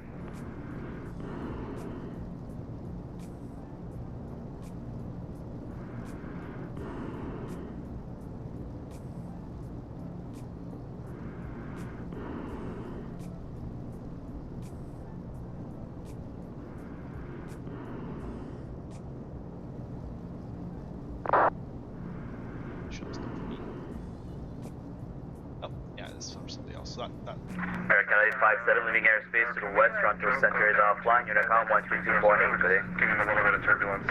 locked. 122.8, Bear Canada 857.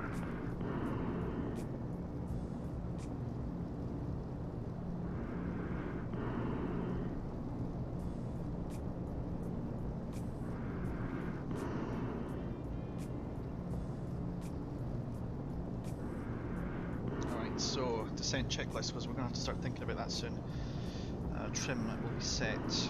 Altimeter will be to the field QNH. I'll get that from Montreal. Fuel is checked. Yep, good. Auto rich for the descent. Carburetor will be cold. Yep. And fuel boosters will go on. Props set to 20,000 RPM, which is where they're at right now.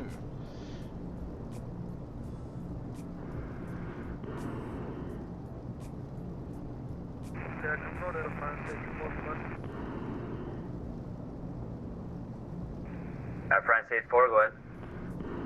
Air France 84, requesting climb to flight level 360. France 84, Roger. You may climb at your discretion. You're leaving airspace to the west. Toronto is offline. Unicom 122.8, good day. 121, thank you for the wonderful service. Bye-bye. Bye-bye. Montreal Centre, Golf to Golf 688. Request flight level 6,000 feet. I'll need to descend soon. Golf Delta Golf 688, Roger. Descend 6,000. The altimeter in your area is 2964. 2964 for Golf Delta Golf 688, thank you. So we'll flight. Montreal Center, November 124. November 124, go ahead. Yeah, can we drop down to flight level 300 or even flight level 280? Turbulence at 320 is pretty bad. Alright, now we're at 124, no problem. So do you want 300 or 280? I'll start with 300.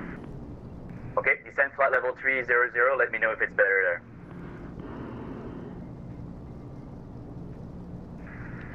Local, November 124. Right, so I'm slowly descending now. I don't want to descend too quickly because this aircraft does not like going diving down in a screaming dive. So we are just going to nose the wheel, nose ours down. I don't want to be more than 1,500 feet per minute.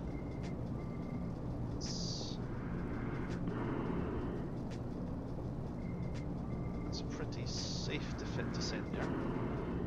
So at this rate, I'll be down at 6,000 feet long before I'm supposed to be, which is fine because that's part of my plan. To be honest, I'd rather be too close than not close enough. Once I pass, now I don't have anything prompting me for this. I don't have a computer managing this for me. So once I pass Simto, which is 65 miles from the last DME, that's when I am over Simto, and that's when I need to start either pressing or holding, based on what he tells me I've got to do.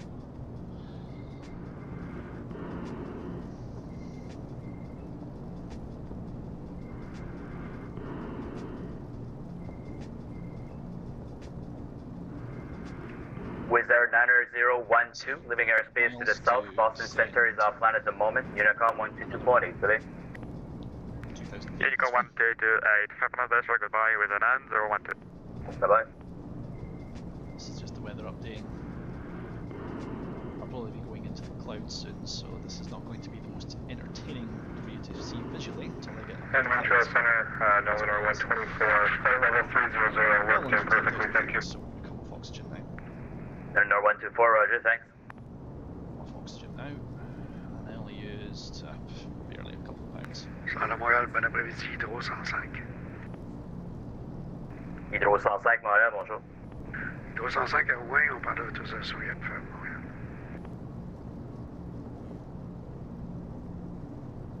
So he speaks French as well. Well, unfortunately, I'm not that much of a French speaker, so we're going to be screwed on that. Maybe give him a bonsoir if he clears me with the frequency, and that's about the size of it. Hydro 105, Roger, autorisé à l'aéroport Montréal-Trudeau, via le Kernu 2 départ, route de plan de vol, affiché code 0356. Speak French there. It's fun.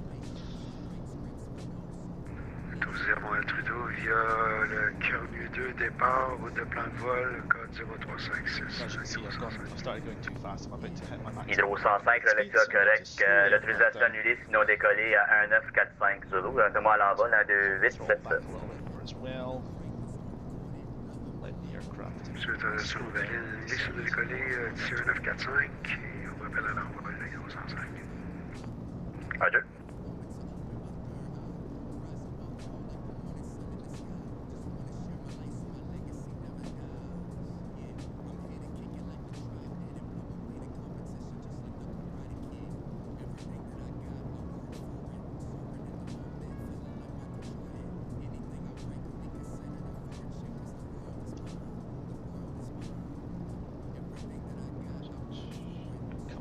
6,000 feet. Aircraft goes up. I'm using the autopilot that this thing has. It's a very rudimentary thing because it's, you know, from the 30s or 40s or something like that. It's functional. 30 miles. So I've got another 30 miles to go and I'm established at 6,000 now. So let's tidy the aircraft up, get her nice and leveled up. Probably could have descended a little bit later, but a little bit earlier, but I wasn't sure how busy the traffic up ahead was. Montreal Centre Golf Delta Golf 688 with you at 6,000 feet. 35 miles from the VOR. The Yankee Bravo Charlie VR, sorry. Roger, thank you. By my instruments I make, I've got another 30 miles to Simcoe. Would you agree that?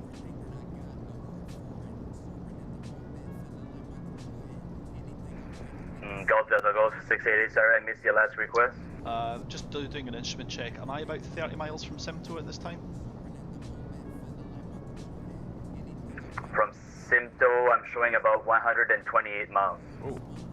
Shit, what have I done wrong? Golf to the Golf 688, thank you. I missed an entire leg in my journey, that's why. I'm an idiot. So I probably didn't need to descend at all there, but that's fine.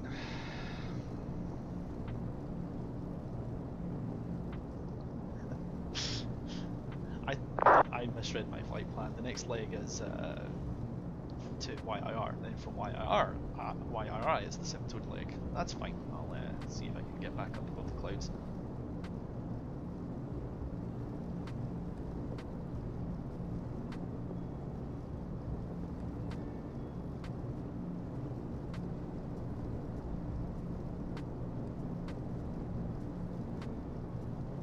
Hydro 105, c'est de Montréal. Oui. Oui, Hydro 105, on va changer votre autorisation un peu vu que Toronto n'est pas en ligne, s'il vous plaît. OK, allez-y. Hydro 105, autorisé Montréal, ça va être un départ direct Raisin, monter 1-0 1000 pieds et le reste de la balance inchangé. Je suis autorisé direct Raisin sur le départ, 1-0 1000 pieds, reste inchangé, Hydro 105. Hydro 105, la lecture correcte, monsieur. Air Transat 1318 entering the taxi. Air Transat 1318, Roger, runway 24 left. The altimeter is 2974. Taxi south right. Alpha Mike Alpha, cross runway 28. Hold short, runway 24 left.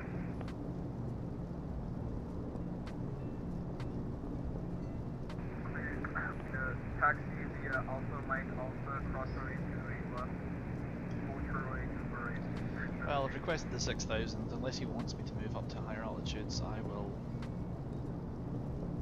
be stuck here pretty much. I mean, I could request an altitude change again, but I don't want to be that guy. This guy's got enough on his plate as it is.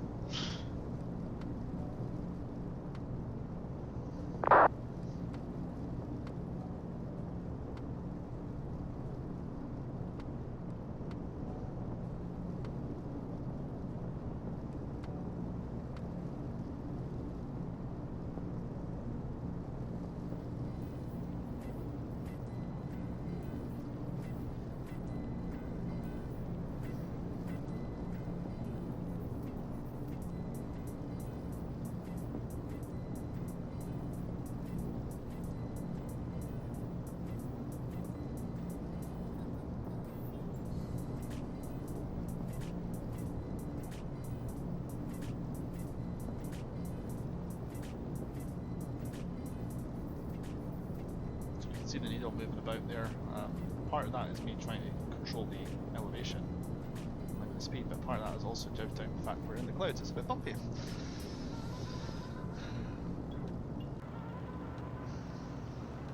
So I will take advantage of this moment to just get some nice footage of me flying through the clouds. Seems that visibility isn't total rubbish.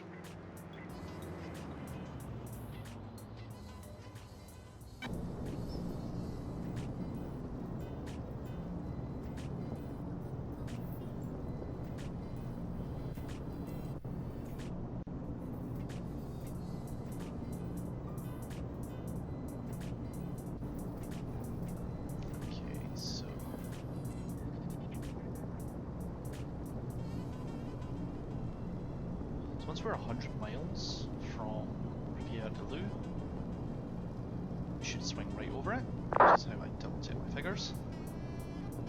As this particular beacon does not have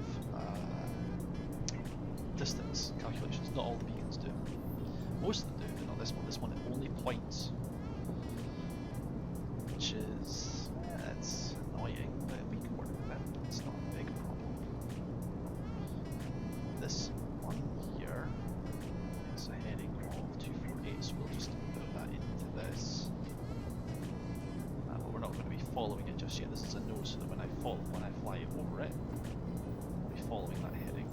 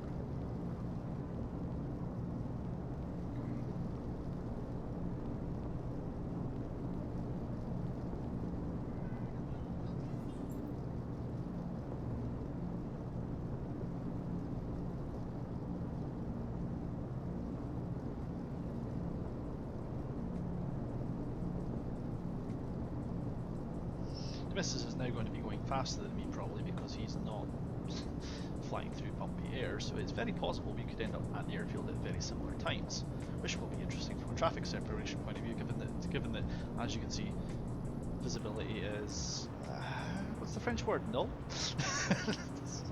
I'll disregard that. We're just about the top of the line actually. That's not too shabby.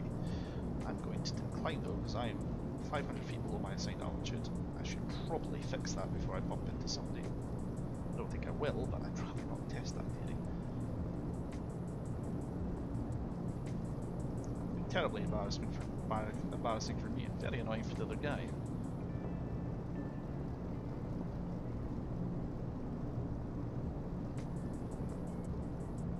Oh, good to know. So I'm not supposed to be changing the altimeter until 18,000 feet. You slow down to 150. Well, that's about the same. I'm slightly faster than you, Domestic, after all, then, so that's good, and I appreciate that. Seems how you've not been assigned speeds, which is good because our indicators are in miles per hour, and tower will be working in knots because you know the standards changed 30 years ago.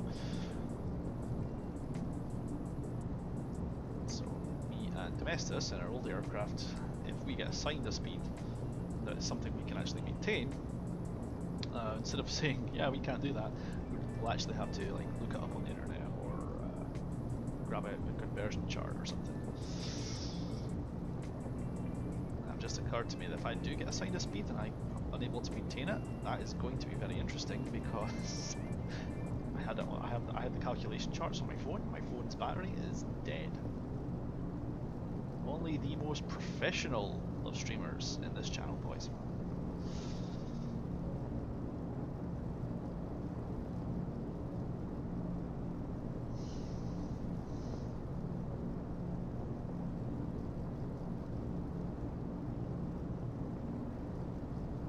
But yeah, that's why I mentioned 299 Air 2 when I went to 10,000 feet, just so that he either would say, yes, your altimeter should actually be this, or he was like, yeah, okay.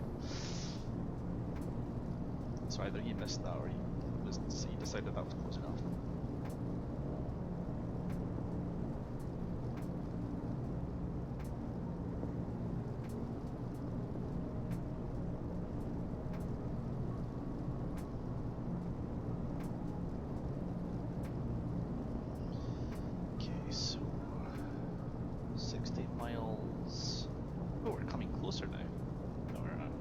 I was going to say that's wrong. That's bad. So 60 miles. So we've got about 35 miles to go. We got nearly 40 miles to go actually, because it's 100 miles between Bai and Rivière, which are the name of the two stations I'm following between. And as you can see, I'm using the radio navigation. I'm basically right on this path, which is where I want to be going. From there, following another destination path that I've given myself, and at some point in time, about 35 miles, about 65 miles from Simto, which I'm going to have a hard time actually figuring out, because I'm basically just going to have to take the distance measurement from Baikamo and hope I don't run out of signal, which would be an interesting challenge. I may end up just asking for radar vectors at that point. It's a nice thing about having a tower controller to talk to.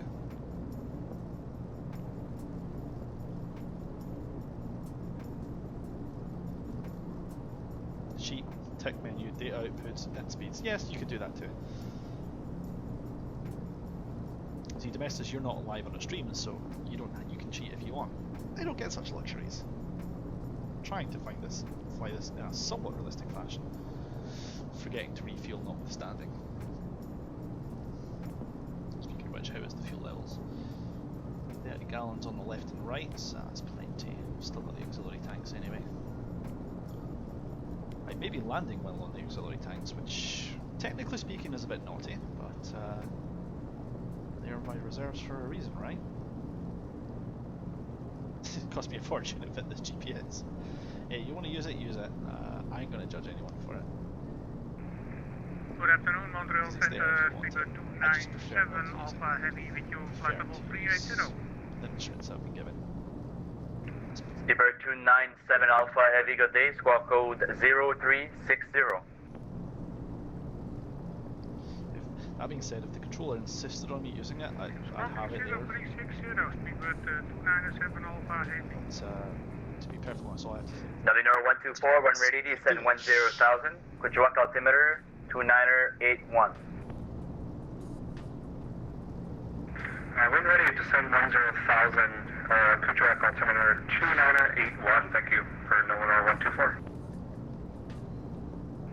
United 9 Kilo Charlie, leaving airspace to the west. Toronto is offline at the moment. Unicom 122.8, good day. 22.8, yeah, United 9 Kilo Charlie, see ya. See ya. Don't know where that came from.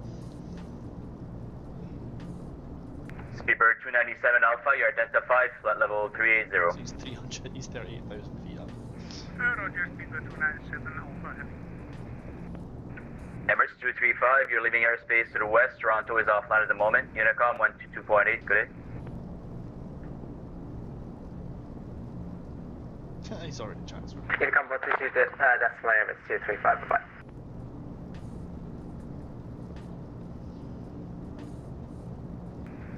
Centre de Montréal, Hydro 105 à l'envol, 4900 pieds à monter aux 0 pieds, environ 5 miles. Hydro 105, Roger, identifié radar, montée niveau de vol 250.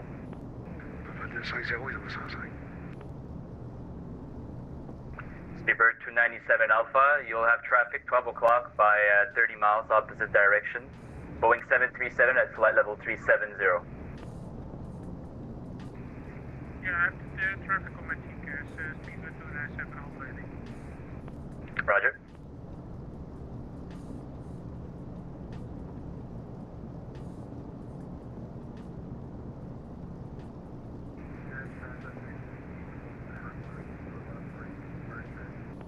Air Transat 1318, Roger. Wind 32012, gust 18. Clear takeoff, runway 24 left.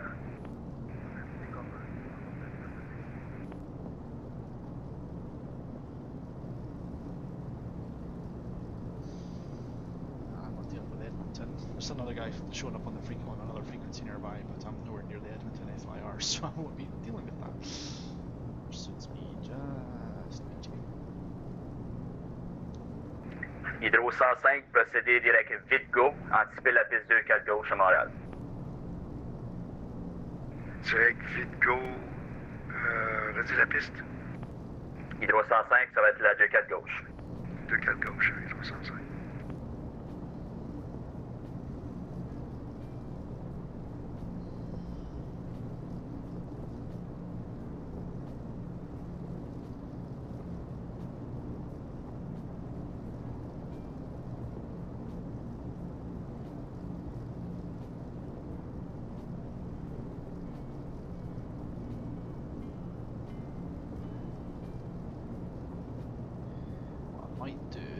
There is a DME for Quebec, although it's not exactly in the right location.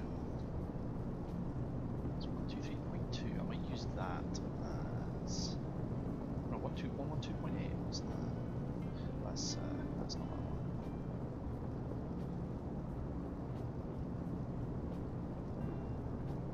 Yeah, 112.8. There's a YQB, so we will transfer to that. Is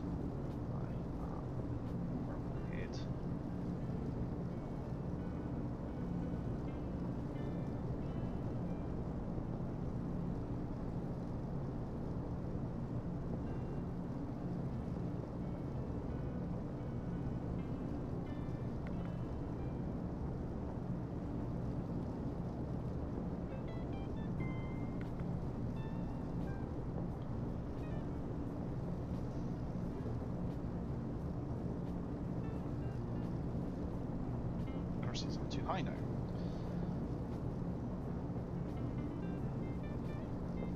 Too much stuff to juggle. That's half the fun of these aircraft, I guess. Right, get back down to the assigned altitude I'm supposed to be at.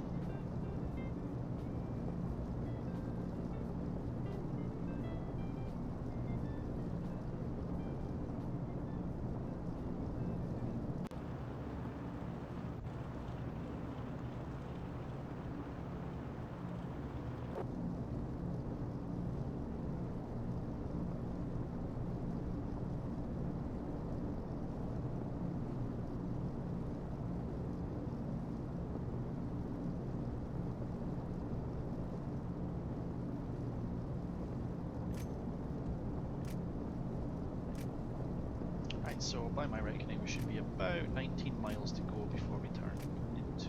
Alright, Transat 1318, say passing altitude. Passing 5,000. Alright, Transat 1318, roger. Proceed Bob Key on course, climb flat level 300. Proceed course, climb flight level 300 at 10.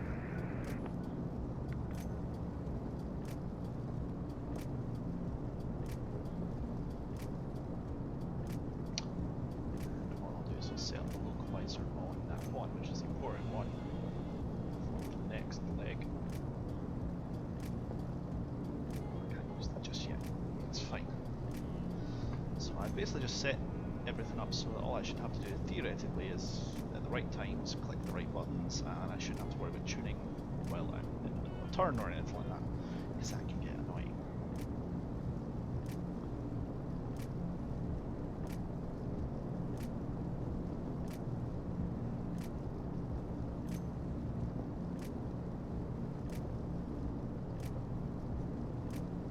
Montreal Centre, this is Golf Delta Golf 688.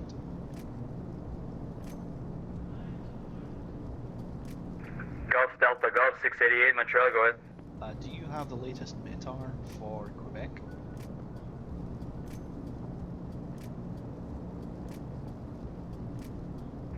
Golf Delta Golf 688, affirmative. So the latest I've got for now at 1900 Zulu, winds 340 at 7.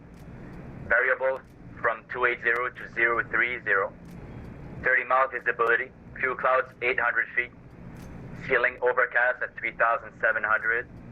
Temperature 9er, dew point 3. Altimeter 2965. Golf Delta Golf 688, thank you very much for that. Do you have any idea what the active runway would be then? Just so I can get the right charts out. Golf Delta Golf 688. Well, I see you're a light aircraft, so runway 29 could be available for you. If not, it would be runway 06. I'd probably want vectors for the 06, that's ILS. Okay, sounds good. So expect ILS runway 06. Expecting ILS 06 for Quebec. Golf to Golf 688, thank you. United Nations 793, did you copy that, Mentor? United Nations 793 copies that METAR. Roger, so United Nations 793 will be the same for you, the ILS runway 06. ILS runway 06, United Nations 793, thank you. Now, as that you might have heard there, that's going to be a hefty tailwind. Okay, I should be landing 340 because it's winds from 340, but unfortunately for me, I don't have ILS and I do not plan on asking Montreal Centre to hand guide me down to the ground. So I'm going to use ILS, which is going to be fun. However, I'll be landing with a tailwind, which you're not meant to do in this aircraft. So that's going to be fun. That being said, the gusts from 30 up from 3 to 30 miles an hour were that was particularly sporty. So I don't think I'll be using flaps for this landing. I'm told that on large gusty days and huge crosswinds, the manual says you're not supposed to use huge flaps, just because they are pretty heavy. They're pretty heavy duty flaps. You can float at like 80 miles an hour on this aircraft, so they don't want you to do that because that would cause a wing stall. That is how you land much quicker, but in a lot more parts. So that'll be fun.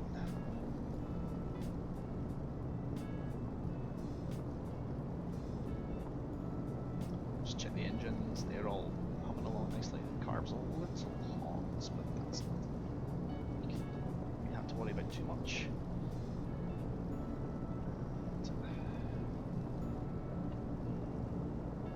Now that we are 3.9 set to again. That's Rivière de Luz, so that's fine.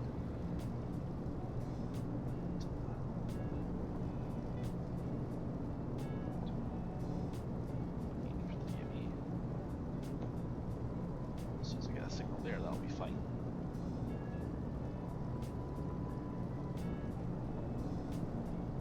So I'm no longer getting a signal from Baikal. I'm literally following VOR direct for Rivière de Luz. From that point onwards, I have no way of knowing exactly when I'm overhead symptom, so I'm going to be requesting radar vectors from Rivière de Luz through to ILS 9 via Montreal, which he's probably going to hate me for because he's going to have to give me constant vectors and altitudes.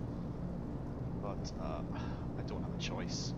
And Montreal Center is over at 12,000.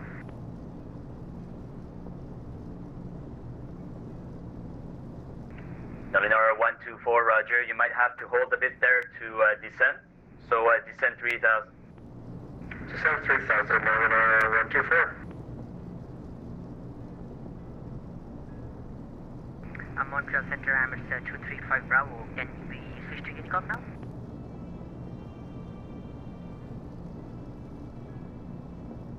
Emirates 8 Kilo, correction, Emirates 235 Bravo, affirmative. You may switch to Unicom 122.8, Toronto is offline, good day.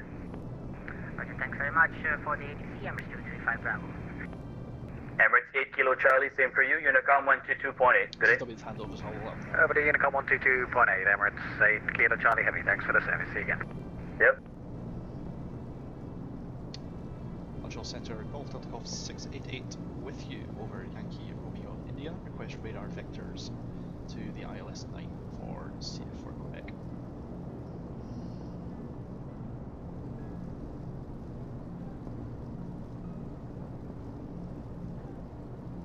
And Montreal Center, Eleanor 124 is just going to do a 360 to get down.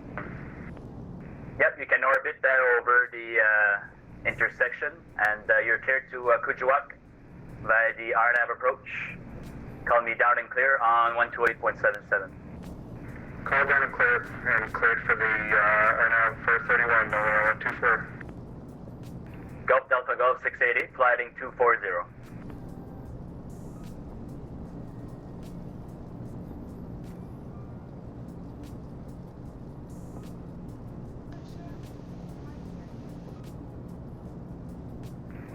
Delta Golf 688, fly heading 240.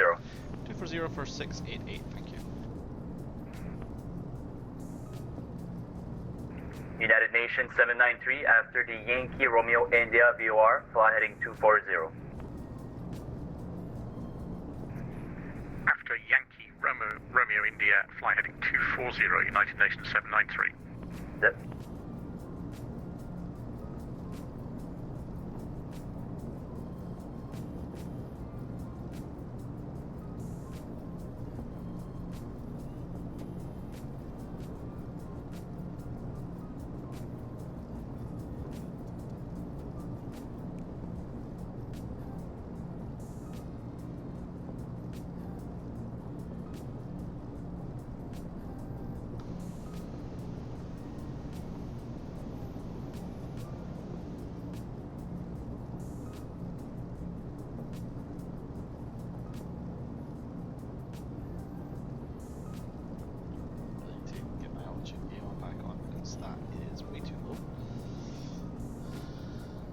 So we're now getting radar vectors. So we've politely said, I don't know exactly where to go from here. Could you please just point me in the right direction on a good setup for the ILS 06?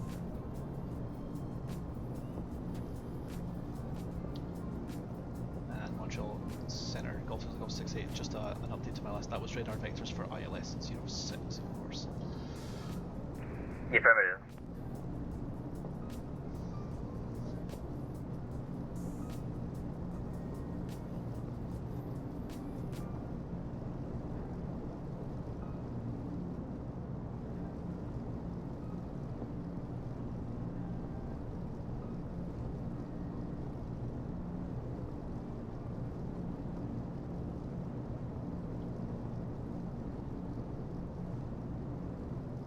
Once we get set up onto the approach, I'll be hand flying from the Mont Island localizer.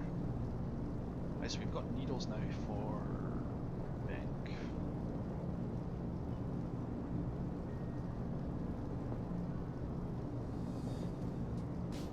Yes. Okay. So we picked up the needles to Quebec. We're 94 miles out from Quebec.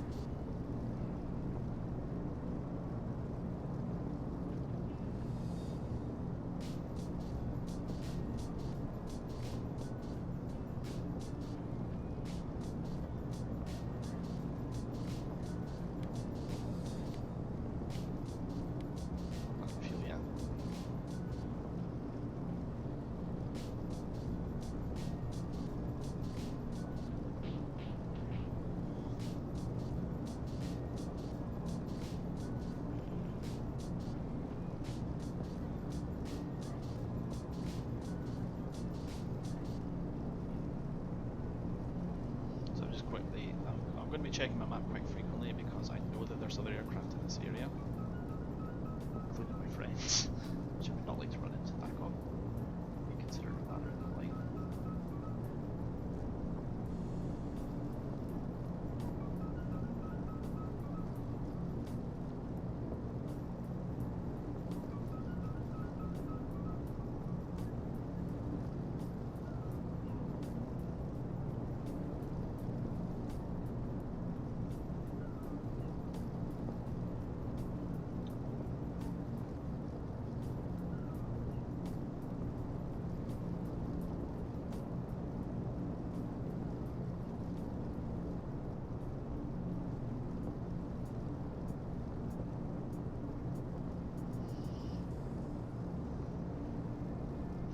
Descent's completed. I'm going to keep the fuel boosters on once we go back down to our next descent point.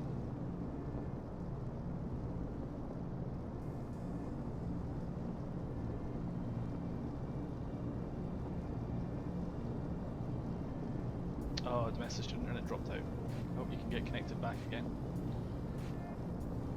Yeah, he's fine, he's back up. So it's about to go just... So, the message is probably just over Yankee Romeo India now.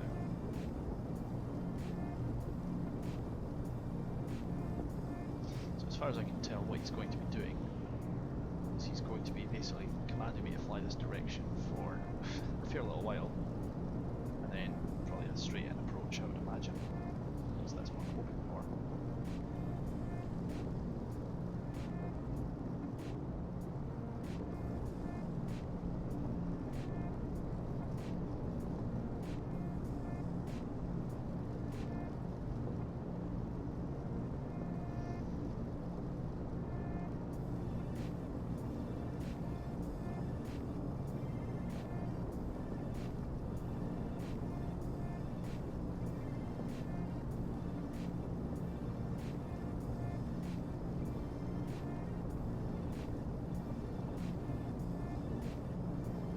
So I'm hoping that I'll be basically pushed in front of this NDB and then just dropped in front of the correct runway basically. Nice.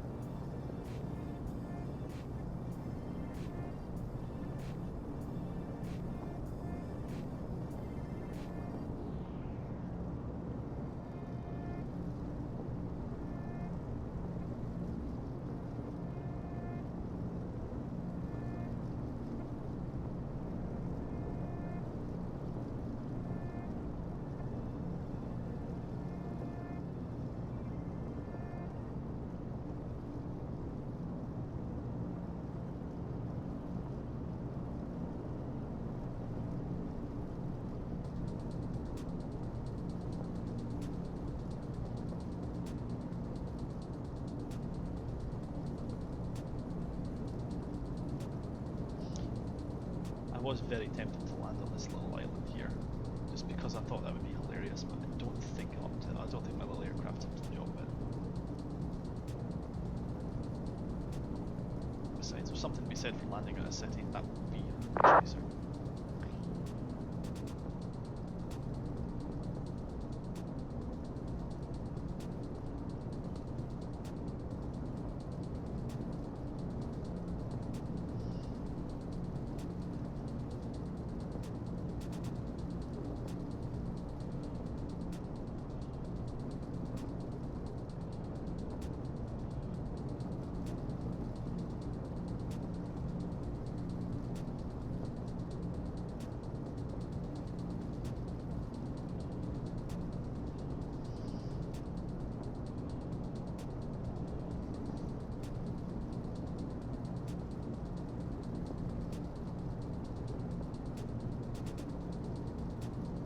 And Montreal, Illinois 124 is down and clear in Kuujjuaq.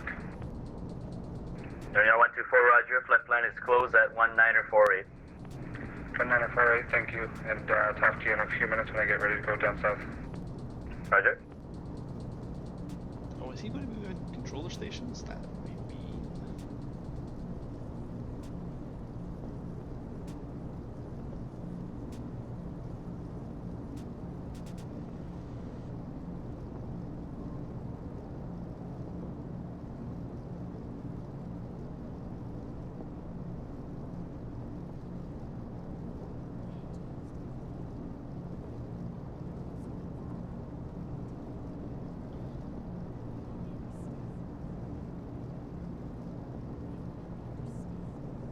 Still don't have a precipitation forecast.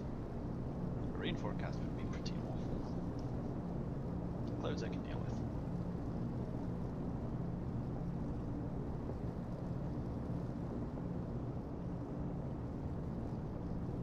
This is why we always follow our flight at that altitude, because there are obviously hills around about the same altitude as us right now, so to be careful of those. They're a fair bit away, to be fair. Yeah, they're like over here. They're actually not as high as we are, as it turns out.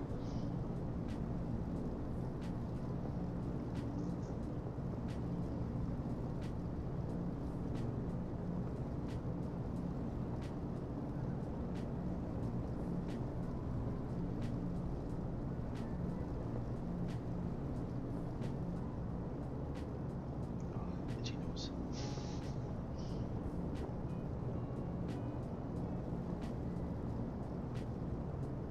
72 miles to go. Looking not bad. Really are not looking bad at all, guys.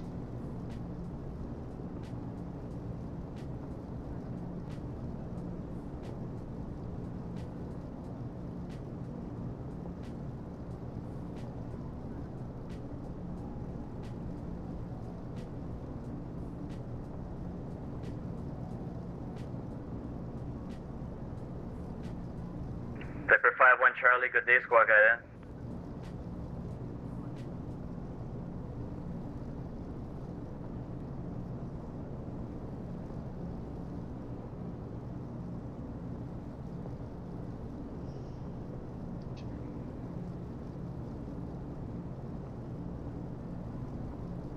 So we can probably see, well, we can't see because there's a big cloud in the way, but the airfield according to the needles. So probably see about this area here. Negative. Clipper 5-1 Charlie, identified flight level 310, expect your runway 24 left. When ready, descend 8,000.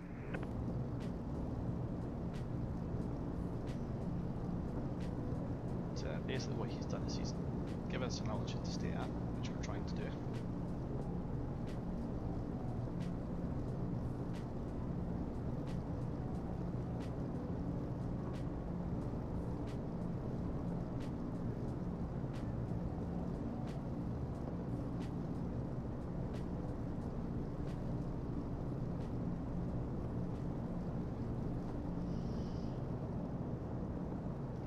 Cheater.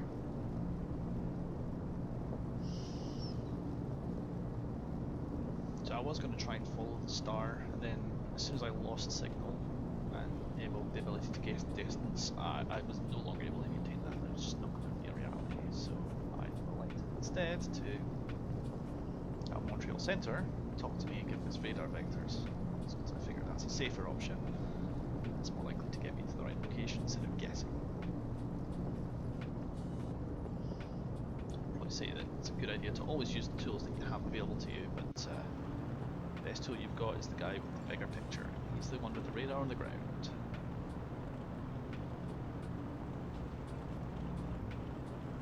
Clouds are starting to break up a bit, which is nice. Very much appreciated, that's for sure. Skipper 297 Alpha, you're leaving airspace to the west. Toronto is offline at the moment. Unicom 122.8, good day.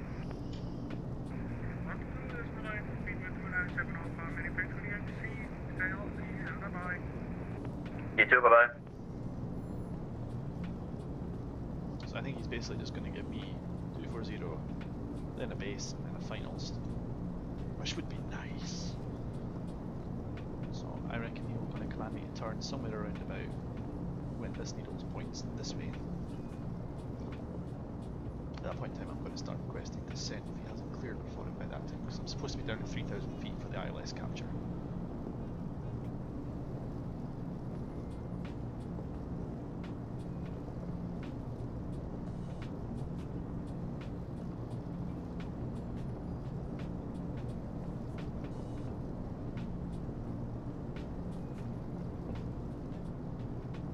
So this needle is not in use, so we're going to configure ILS for 061, which is the approach needle. 62 miles to go, guys, we're almost there.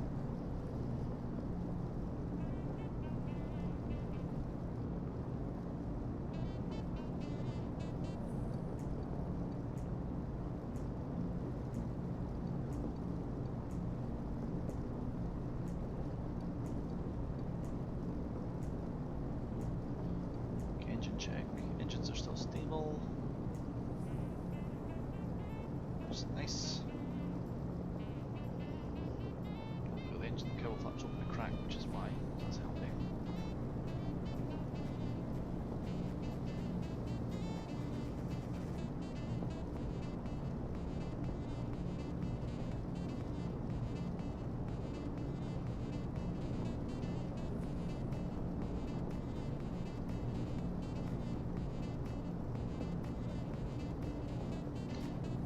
I wonder what if you did you maintain your altitude at 8,000? Because I mean you won't be at top of descent for a while yet, but you won't be far behind, right? 8, 16, 24. So you'll be wanting to be top of descent at 24 miles. Just you know, it's about three times your distance is the good rule of thumb. You probably want slightly longer than that. The light ratio of this aircraft, it's not a bad rule of thumb, especially considering you'll be taking a longer. I imagine will hopefully give you a slightly longer downwind to give me a chance to land. I really would like to get landed down on the first approach. I'm going to be streaming for upwards of 3 hours at this rate. Yeah, 2 hours and 42. I'm hoping to be down before the third hour breaks.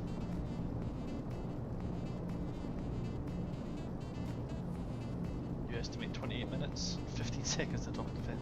You've obviously got a GPS doing that work for you, but well done.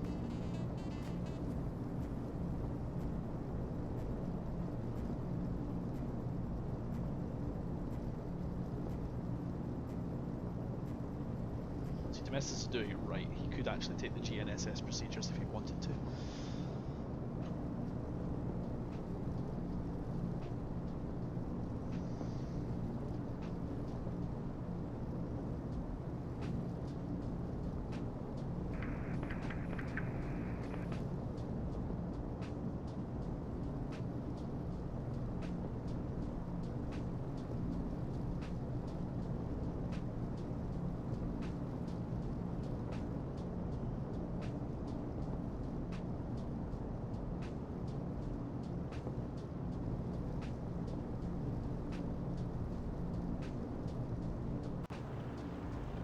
See that buffeting? That's the autopilot fighting turbulence.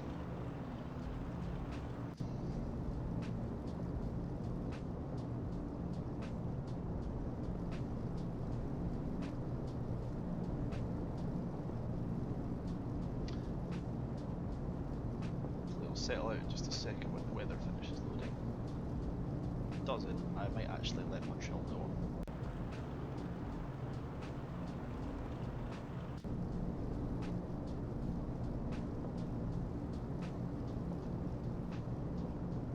Montreal Centre, Golf Delta Golf 688, high rep. Golf Delta Golf 688, go ahead. High rep as follows: mild turbulence over my position at 6,000 feet. Roger, thank you.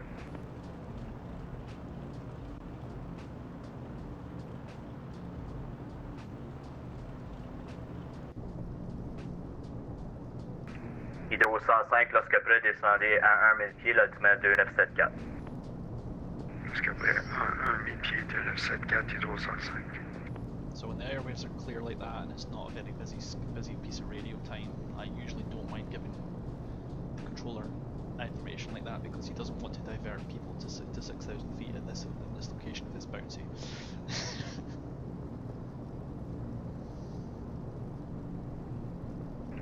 Golf Delta Golf 688, fly heading 250, descend 4,000.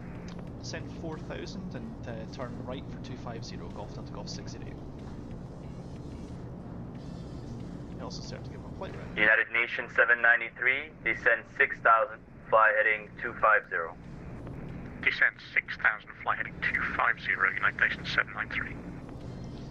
It's very likely. United Nations 793, thank you. There's DC-3 reported about 20 miles ahead, some moderate turbulence at 6,000. Copy that. Report, United Nations 793.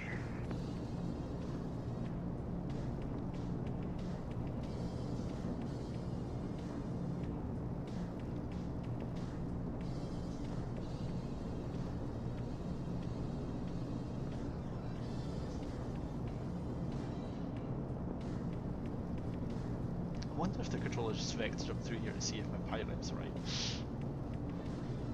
Domestic, that's really mean for you, but it's quite funny.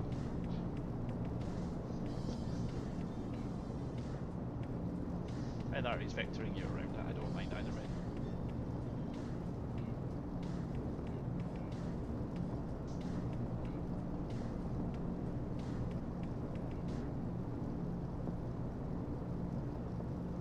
So we're going to be in the clouds now.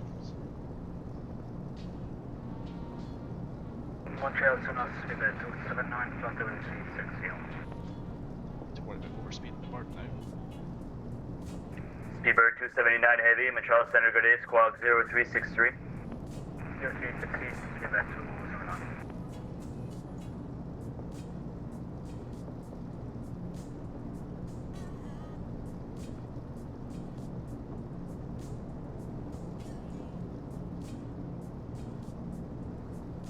It's that shimmy in there. It's either turbulence or me going way too fast. Either which are good.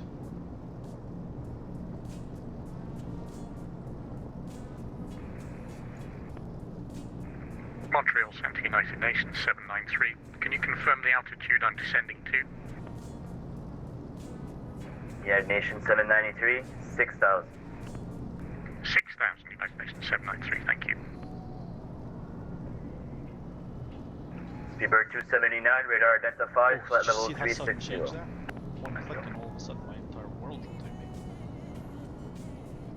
I really hope that this is...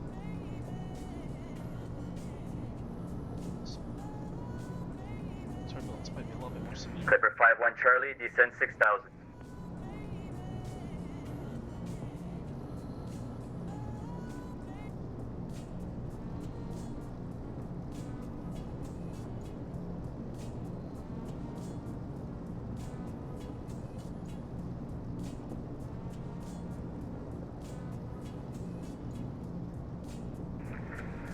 Montreal Center, bonjour. This Lufthansa 229 at Montreal International, position 34. Lufthansa 229, Montreal Center, good day. Ready to copy, sir.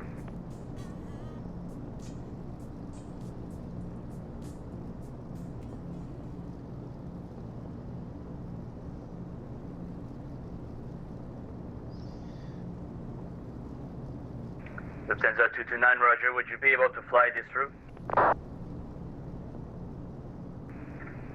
Affirmative, sir. Lufthansa 229, you're clear Toronto Pearson, Montreal 1 departure. Radar vectors to Bobkey, direct Melty, direct Torney, Rajik 5 arrival.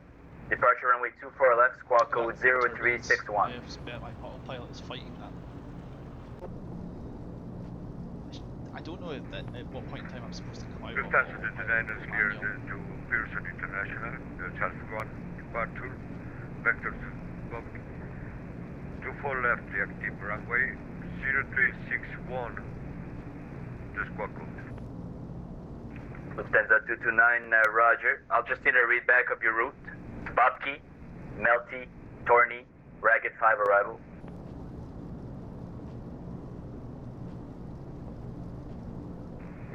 Bobby, Melky, Tony, ready to go arrival for Lufthansa 229. Lufthansa 229, read back correct. Call ready for taxi. Altimeter 2974. 2974, we'll be back for Volkswagen Phantom.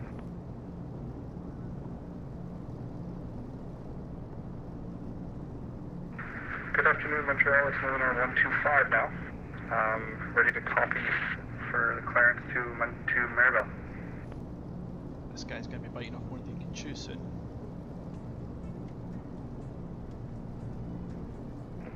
Lunar 125, roger. You're clear to Montreal Mirabel Airport. Airborne, passing 3000, proceed au Brett on course, climb 10,000, squawk code 0362. That's a fair degree of turbulence. Clear to the Montreal Airport, upon passing 3000, direct to Obert, at squawk code 0362, Lunar 125. Lunar 125, 125, read back is correct. Clearance void if not airborne by 2035 Zulu. Call me on this frequency passing 3000. 2035 Zulu, call passing you on 3000. No NR 125. Yep.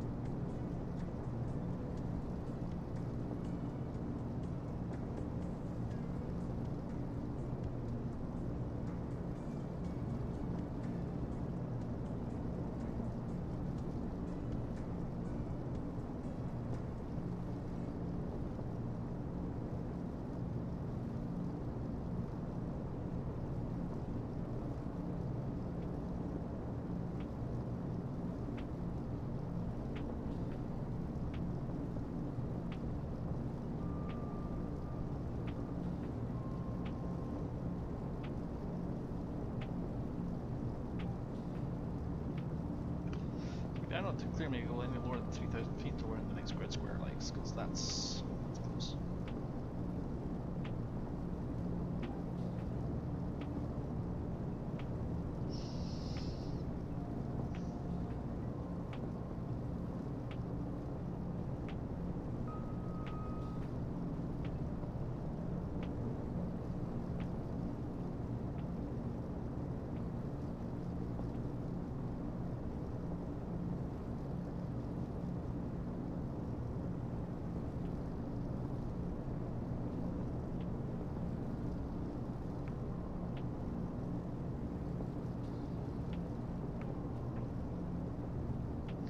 This is the most interesting visual appearance for you. You're just flying through cloud in pea soup, basically. Oh, and it's got worse. It just got a lot worse.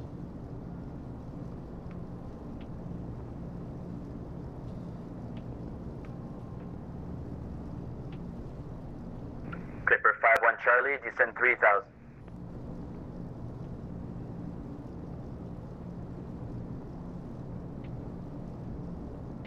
Problem, Cookie. The rest of this will be archived for you. Hopefully I'll make it. Hydro 105, descendez 6000 pieds. 6000 pieds, Hydro 105.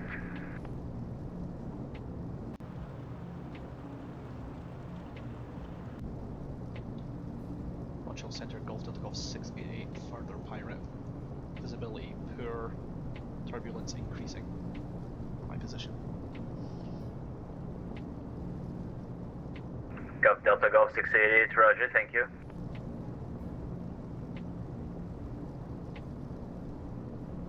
I don't know if these are useful to him or not, but I'm going to keep sending them because other pilots in this area need to know this is just shit weather out here.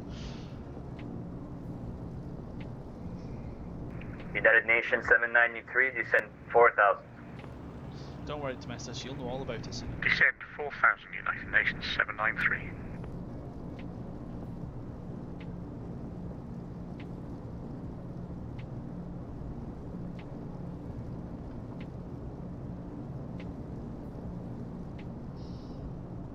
I could not possibly see more than 5 to 10 miles in front of me right now, if that. I can barely see the back of my aircraft from the front of it. Oh, tell a lie, I'm just going through that cloud right now.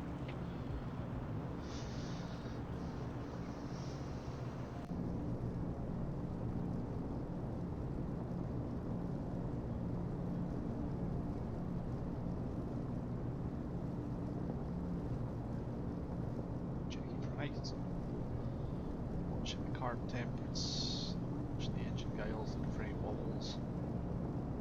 Looks good.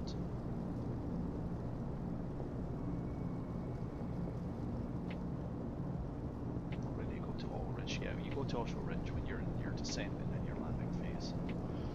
Done our descent basically.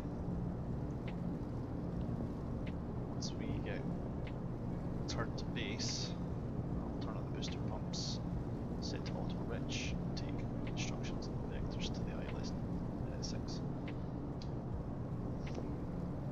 Then I'll do my best to follow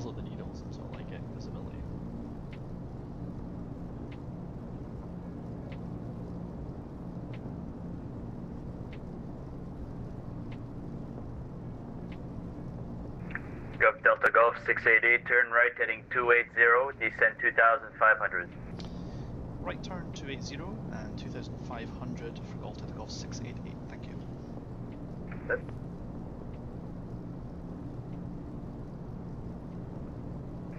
Montreal Central, Qatar Cargo 140 Heavy. Good evening. Mixture set to auto range. Tail wheel is locked. Station calling Montreal Center, say again your call sign. Qatar Cargo 140 Heavy. Qantas Cargo 150, roger, squawk headed.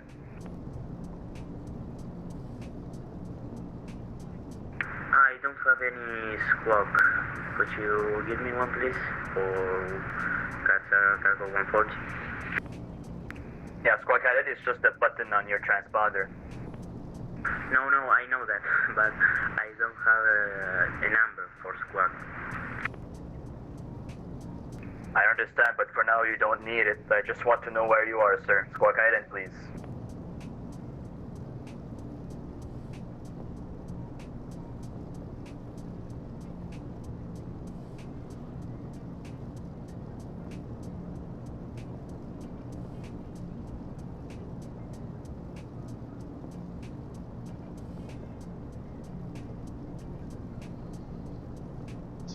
It's been 2,000. So you look at this, the autopilot is trying its best to try and keep me level. It has been a bank. This is some Squawk is now in mode Charlie. Do you have me in the radar? 140.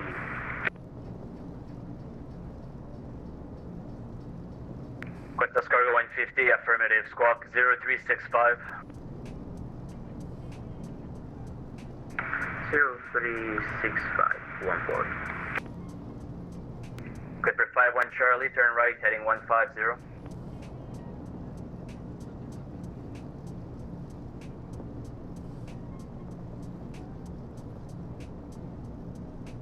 Oh, he's what an awesome controller. He's got me under the clouds. That's what he's done.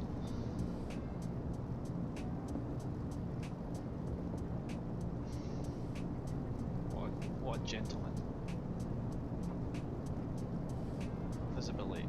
Look at the turbulence though. Hydro 105, descendez 3000 pieds. 3000 pieds, 205.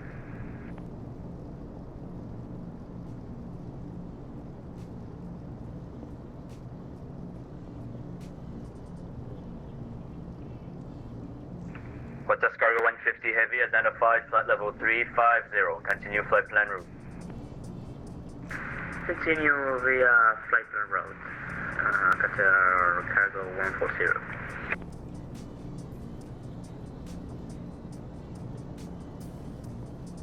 And Montreal Center, Lunar 125 is passing through 3000.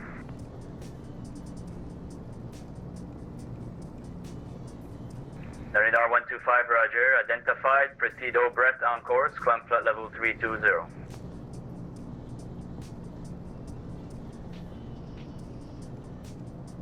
Proceed direct Brett, climb flight level 320, Lunar 125.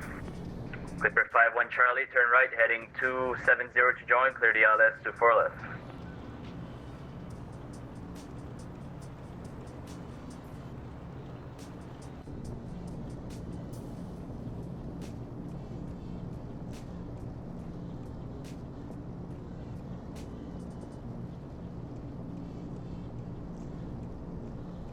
Hydro 105, virez à gauche, cap 090, guidage de 4 gauche. Gauche 090, Hydro 105. There's the field. I think. No. Can't.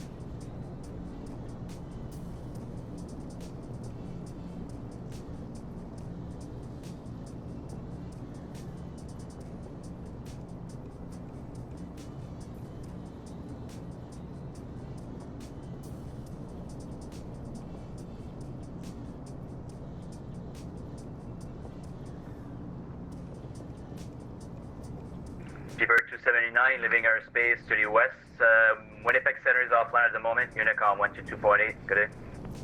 122.8, see ya. See the 210 on.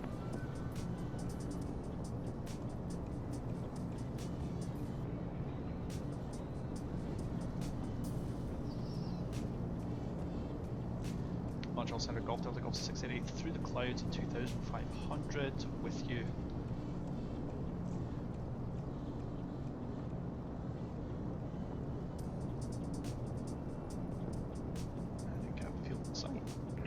Golf Delta Golf 688, roger that, sir.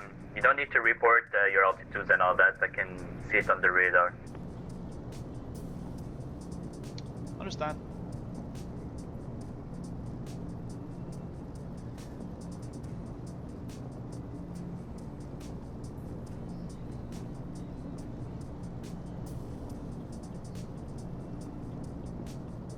I've never been too much of a chatty Cathy on the radio. Surprise.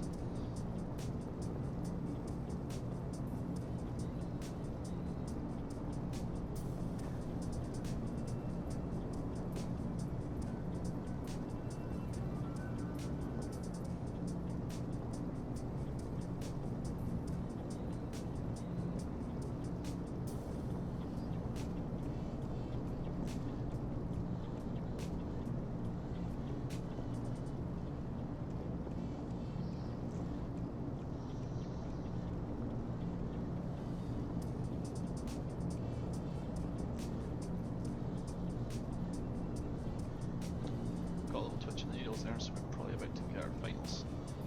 Here's the runway in sight.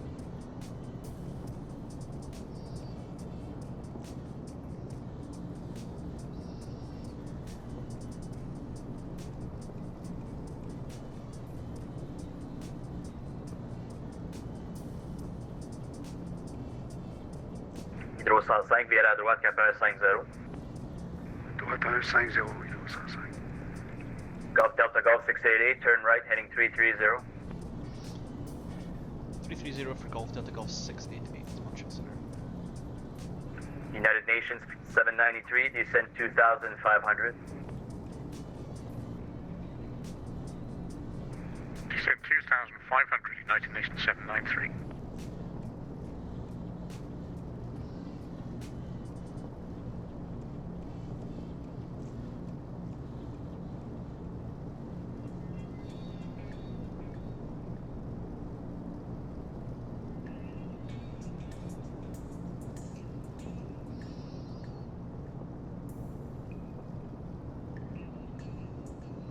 Set me up with a fairly generous approach actually, which I definitely approve of.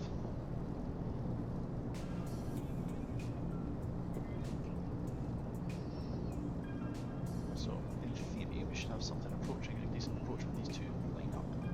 Hydro 105, descendez 2200 pieds pour la pente, à droite 210 pour intercepter, utilisez LS 24 gauche. 2.2, à droite 20 pour intercepter, utilisez LS 24 gauche, Hydro 105. Golf Delta Golf 688, turn right 030, join localizer, clear the ILS 06. 03 for the localizer, ILS 06, thank you.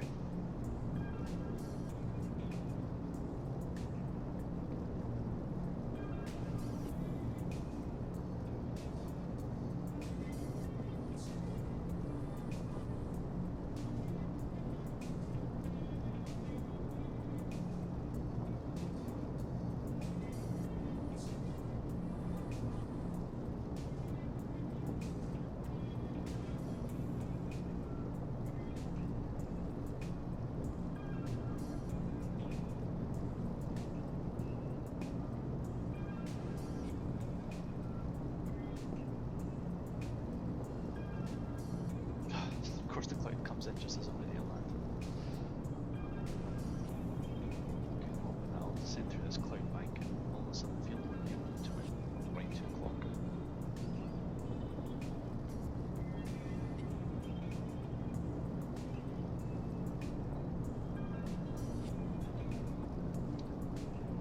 And Golf Delta Golf 688, localizer established and field in sight.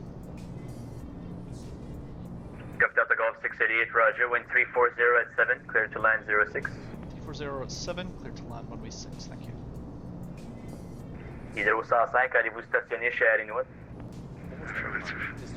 Hydro 105, Roger. Si vous pouvez quitter dans Alpha 2, là, on passera par le dégivrage. Vers 2, correction, 30017, rafale 24, pour les atterrir de 4 gauche.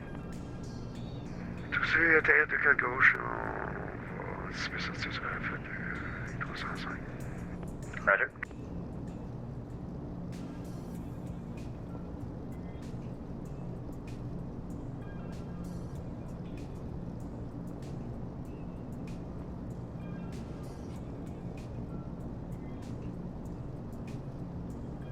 Once we get under 140 miles an hour, I'll be able to pull the gear out.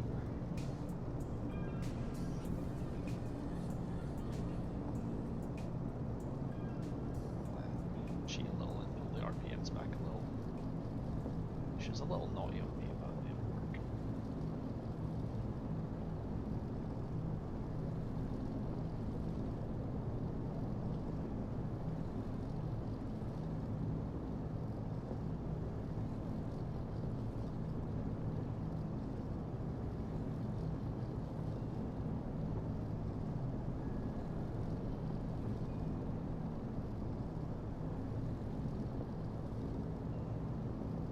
That's the outer marker.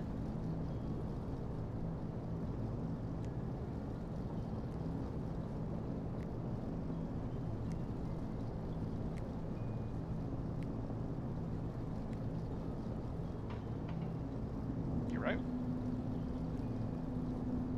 Good evening, Montreal Centre, Incore 3531, requesting IFR clearance to Toronto Pearson International IS file, ready to copy. Encore 3531, what's your current location?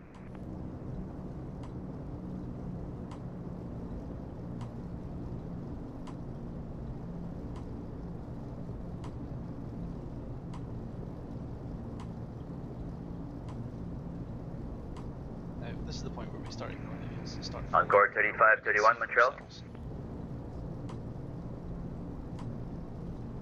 Although, as we can see, they do pretty much agree. 8 miles. Well, that's 8 miles from the VOR, so.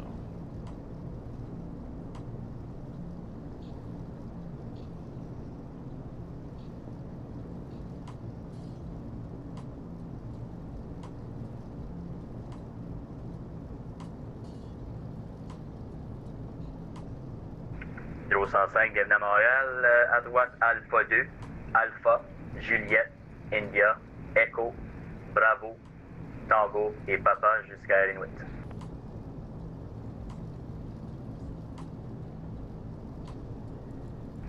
Alpha 2, attends, là, je regarde ma carte là. Alpha 2, Juliette, Parking just India, Bravo. Et Tango Papa pour Inuit. threshold 205. and throttle cut. Roger. A little high. Fait là, je la regarde celle-là. Slow this on down. Ouais, c'est pas évident. J'ai fait un vol d'hydro l'autre jour, puis je pense que c'est Nico, il m'a garoché ça tout d'un coup de même.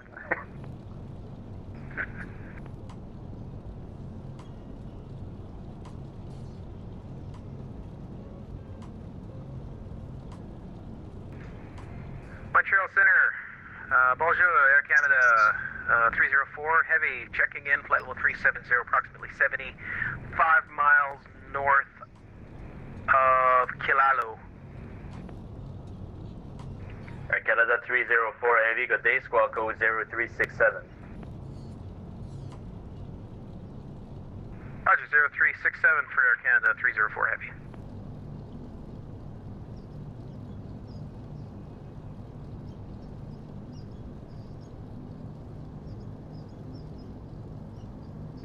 Golf Delta Golf 688, welcome to Quebec City. Turn right Alpha, taxi the ramp at your discretion. Right by Alpha and to the ramp for Golf Delta Golf 680, and thank you very much for the service. No problem, sir, good day.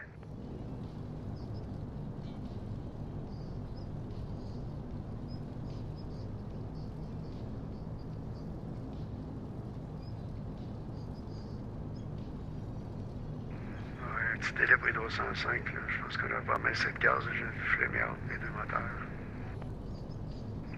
005, y a pas de problème. Super.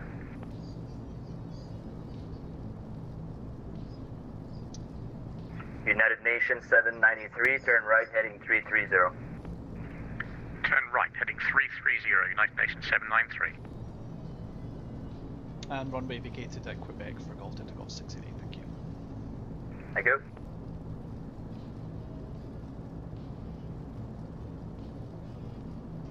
So, tail wheel.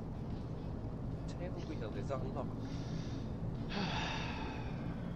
Get this sucker parked somewhere, huh?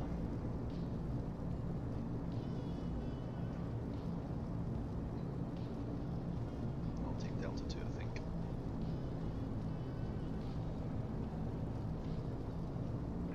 Air Canada 304, confirm you'll be squawking 0367. I don't have you yet. Roger. Oh, stand by. Have to.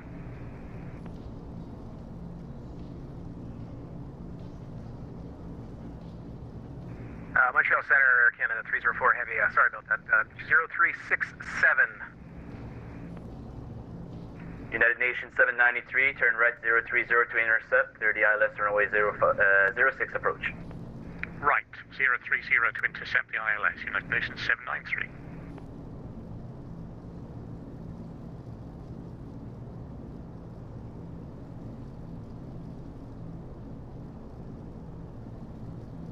United Nations 793, upon established, contact arrival on 13515. Correction, 12785. Run 3515 for arrival, United Nations 793. It would be 12785. Sorry, 127.85. I wasn't told to go to 1278. Montreal Center, good afternoon. Maple 76381 through 16000. April 7631, Montreal, good day. Expect runway 24 left, it is Foxtrot, descend 8000. We have Foxtrot 2 for a last grid request, the RNAV is possible.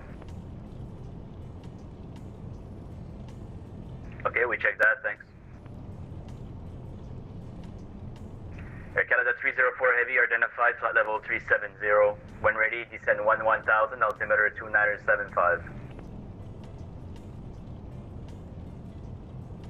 Roger, well, contact when ready. Descend 11 that.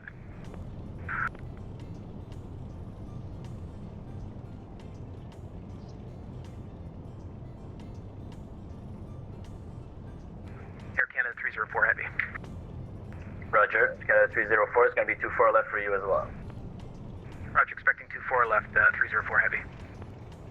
Maple 7631, just to confirm, descend 8000.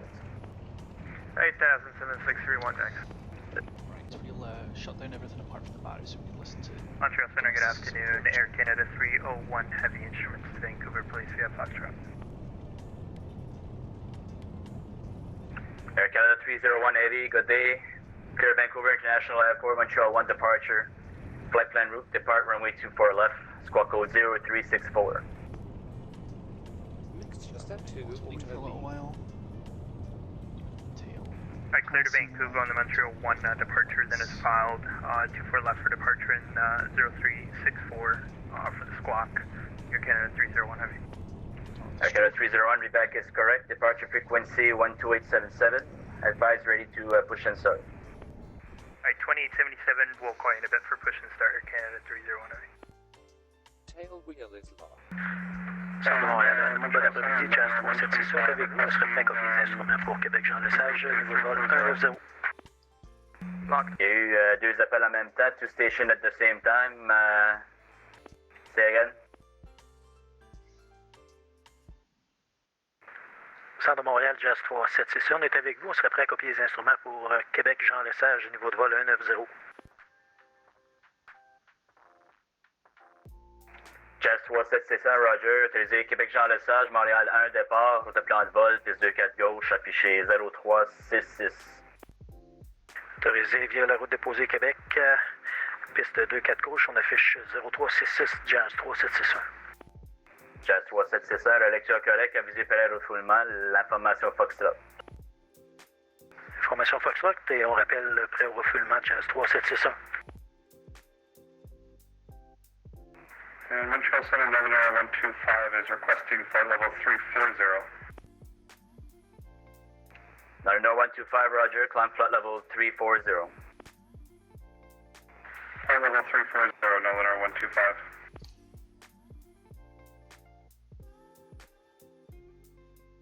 Montreal Center, Air Canada 304 Heavy, leaving flight level 370 for 110. Oh, that's why.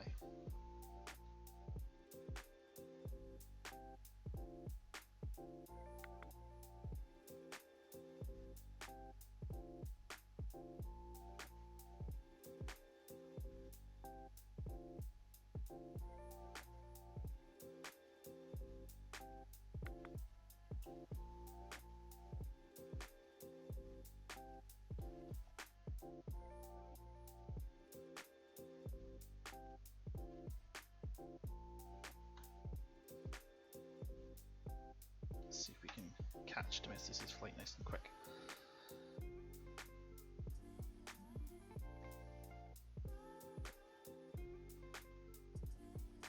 And just missed approach radios as well, which is a bit annoying, unfortunately. Montréal Jazz 3761, on est prêt à refouler. Jazz 3761, roger. Refoulez au nord et appelez prêt à circuler. Refoulez au nord et on appelle prêt à circuler Jazz 3761.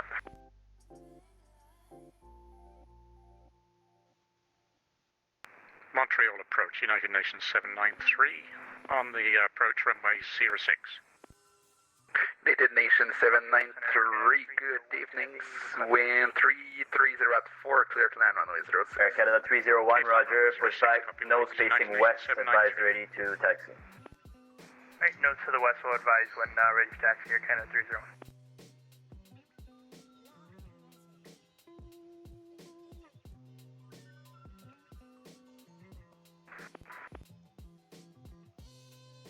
Naples 7631, descend 4000.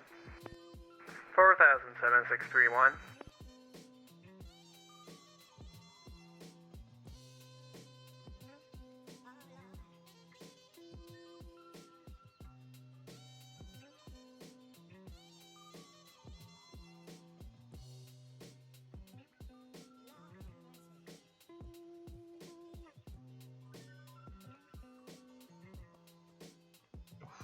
That crab. Wow. This is catching one hell of a bump.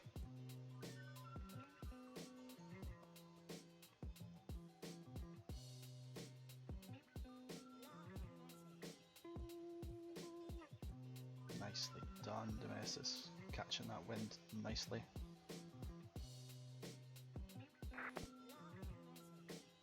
That is a ridiculous amount of crab.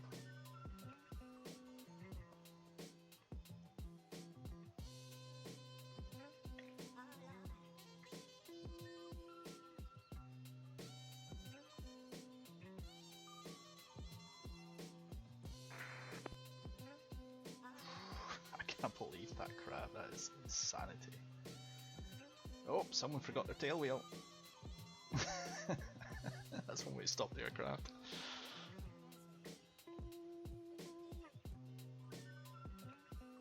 I hate when that happens, I've done it so many times myself. United Nations 793, is everything fine for you? Yes, nothing's wrong.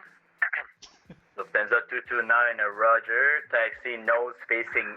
Okay, we had a strange view from the tower. Push back straight out, advise ready to taxi. Yes, push back, call back for taxi. Just be advised at your 3 o'clock, there's the dash sheet Q400 there. Brilliant. Just make sure you have enough space.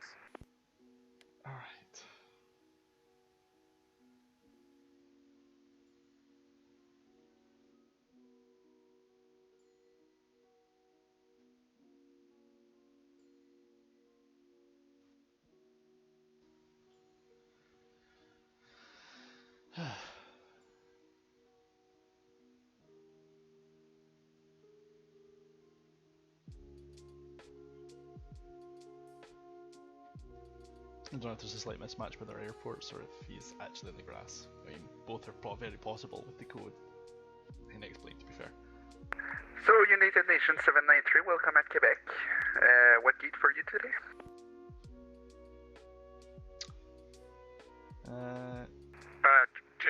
We'll park us up at a stand. Thank you very much, United Nations 793. Roger, so continue taxi runway 06 Alpha, then Delta, and join your accompanying traffic. 06 Alpha, then Delta, and I'll join Ghost Dog, thank you.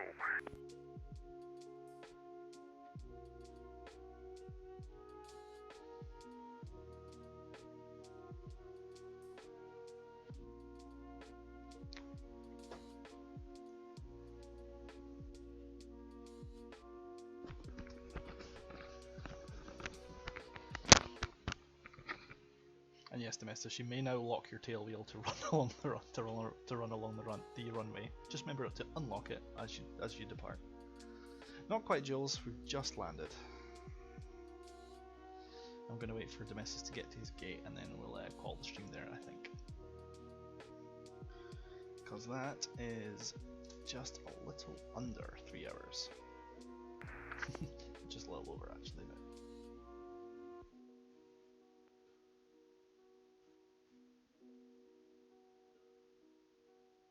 and the flight went well. We had full radio control from entering Montreal airspace all the way to my landing, and Domestos even managed to catch the approach controller for Quebec. So he actually got a little bit more radio service than me, the lucky bastard.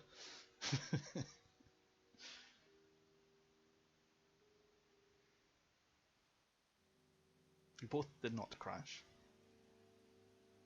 Domestos has now learned why you lock the tail wheel when before your approach.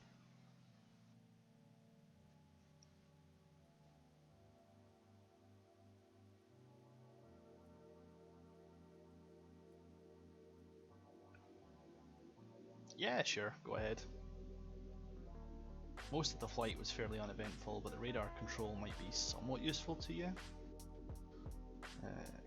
I was a bit too chatty apparently, but that's fine. Apparently you don't need to report every time you make an altitude, he's got radar for that.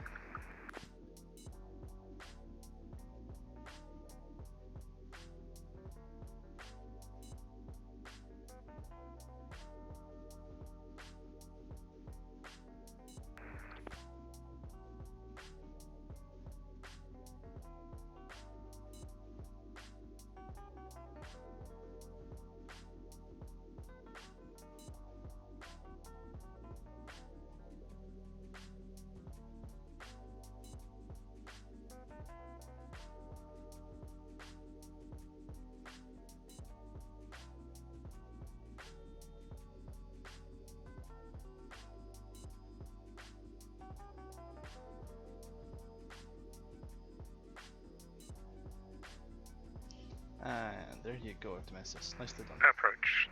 The United Nations 793 is at the stand, ready for shutdown. Thank you very much. You're welcome, sir. Good evening. I'm going to shut down myself.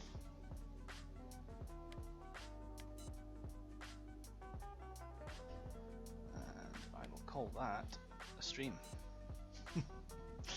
Thank you very much for joining us, everyone. That took a little longer than I wanted it to, but at the same time, this is what happens with VATSIM. Sometimes your stream goes a little longer because you actually get someone telling you where to fucking fly, which is great.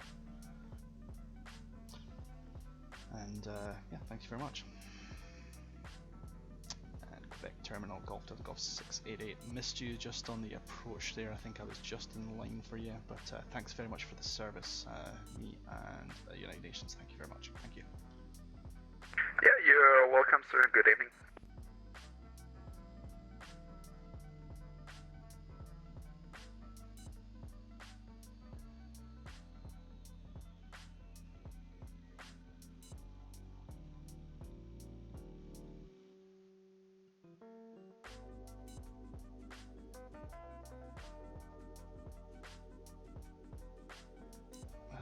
Well, thank you very much, guys. I'm going to close out and thank you very much. We'll be planning our next routes soon. We might well be crossing into the States now, so I probably need a handgun and a bag of crack because it's customs, right? We'll see you all very soon. Catch you then.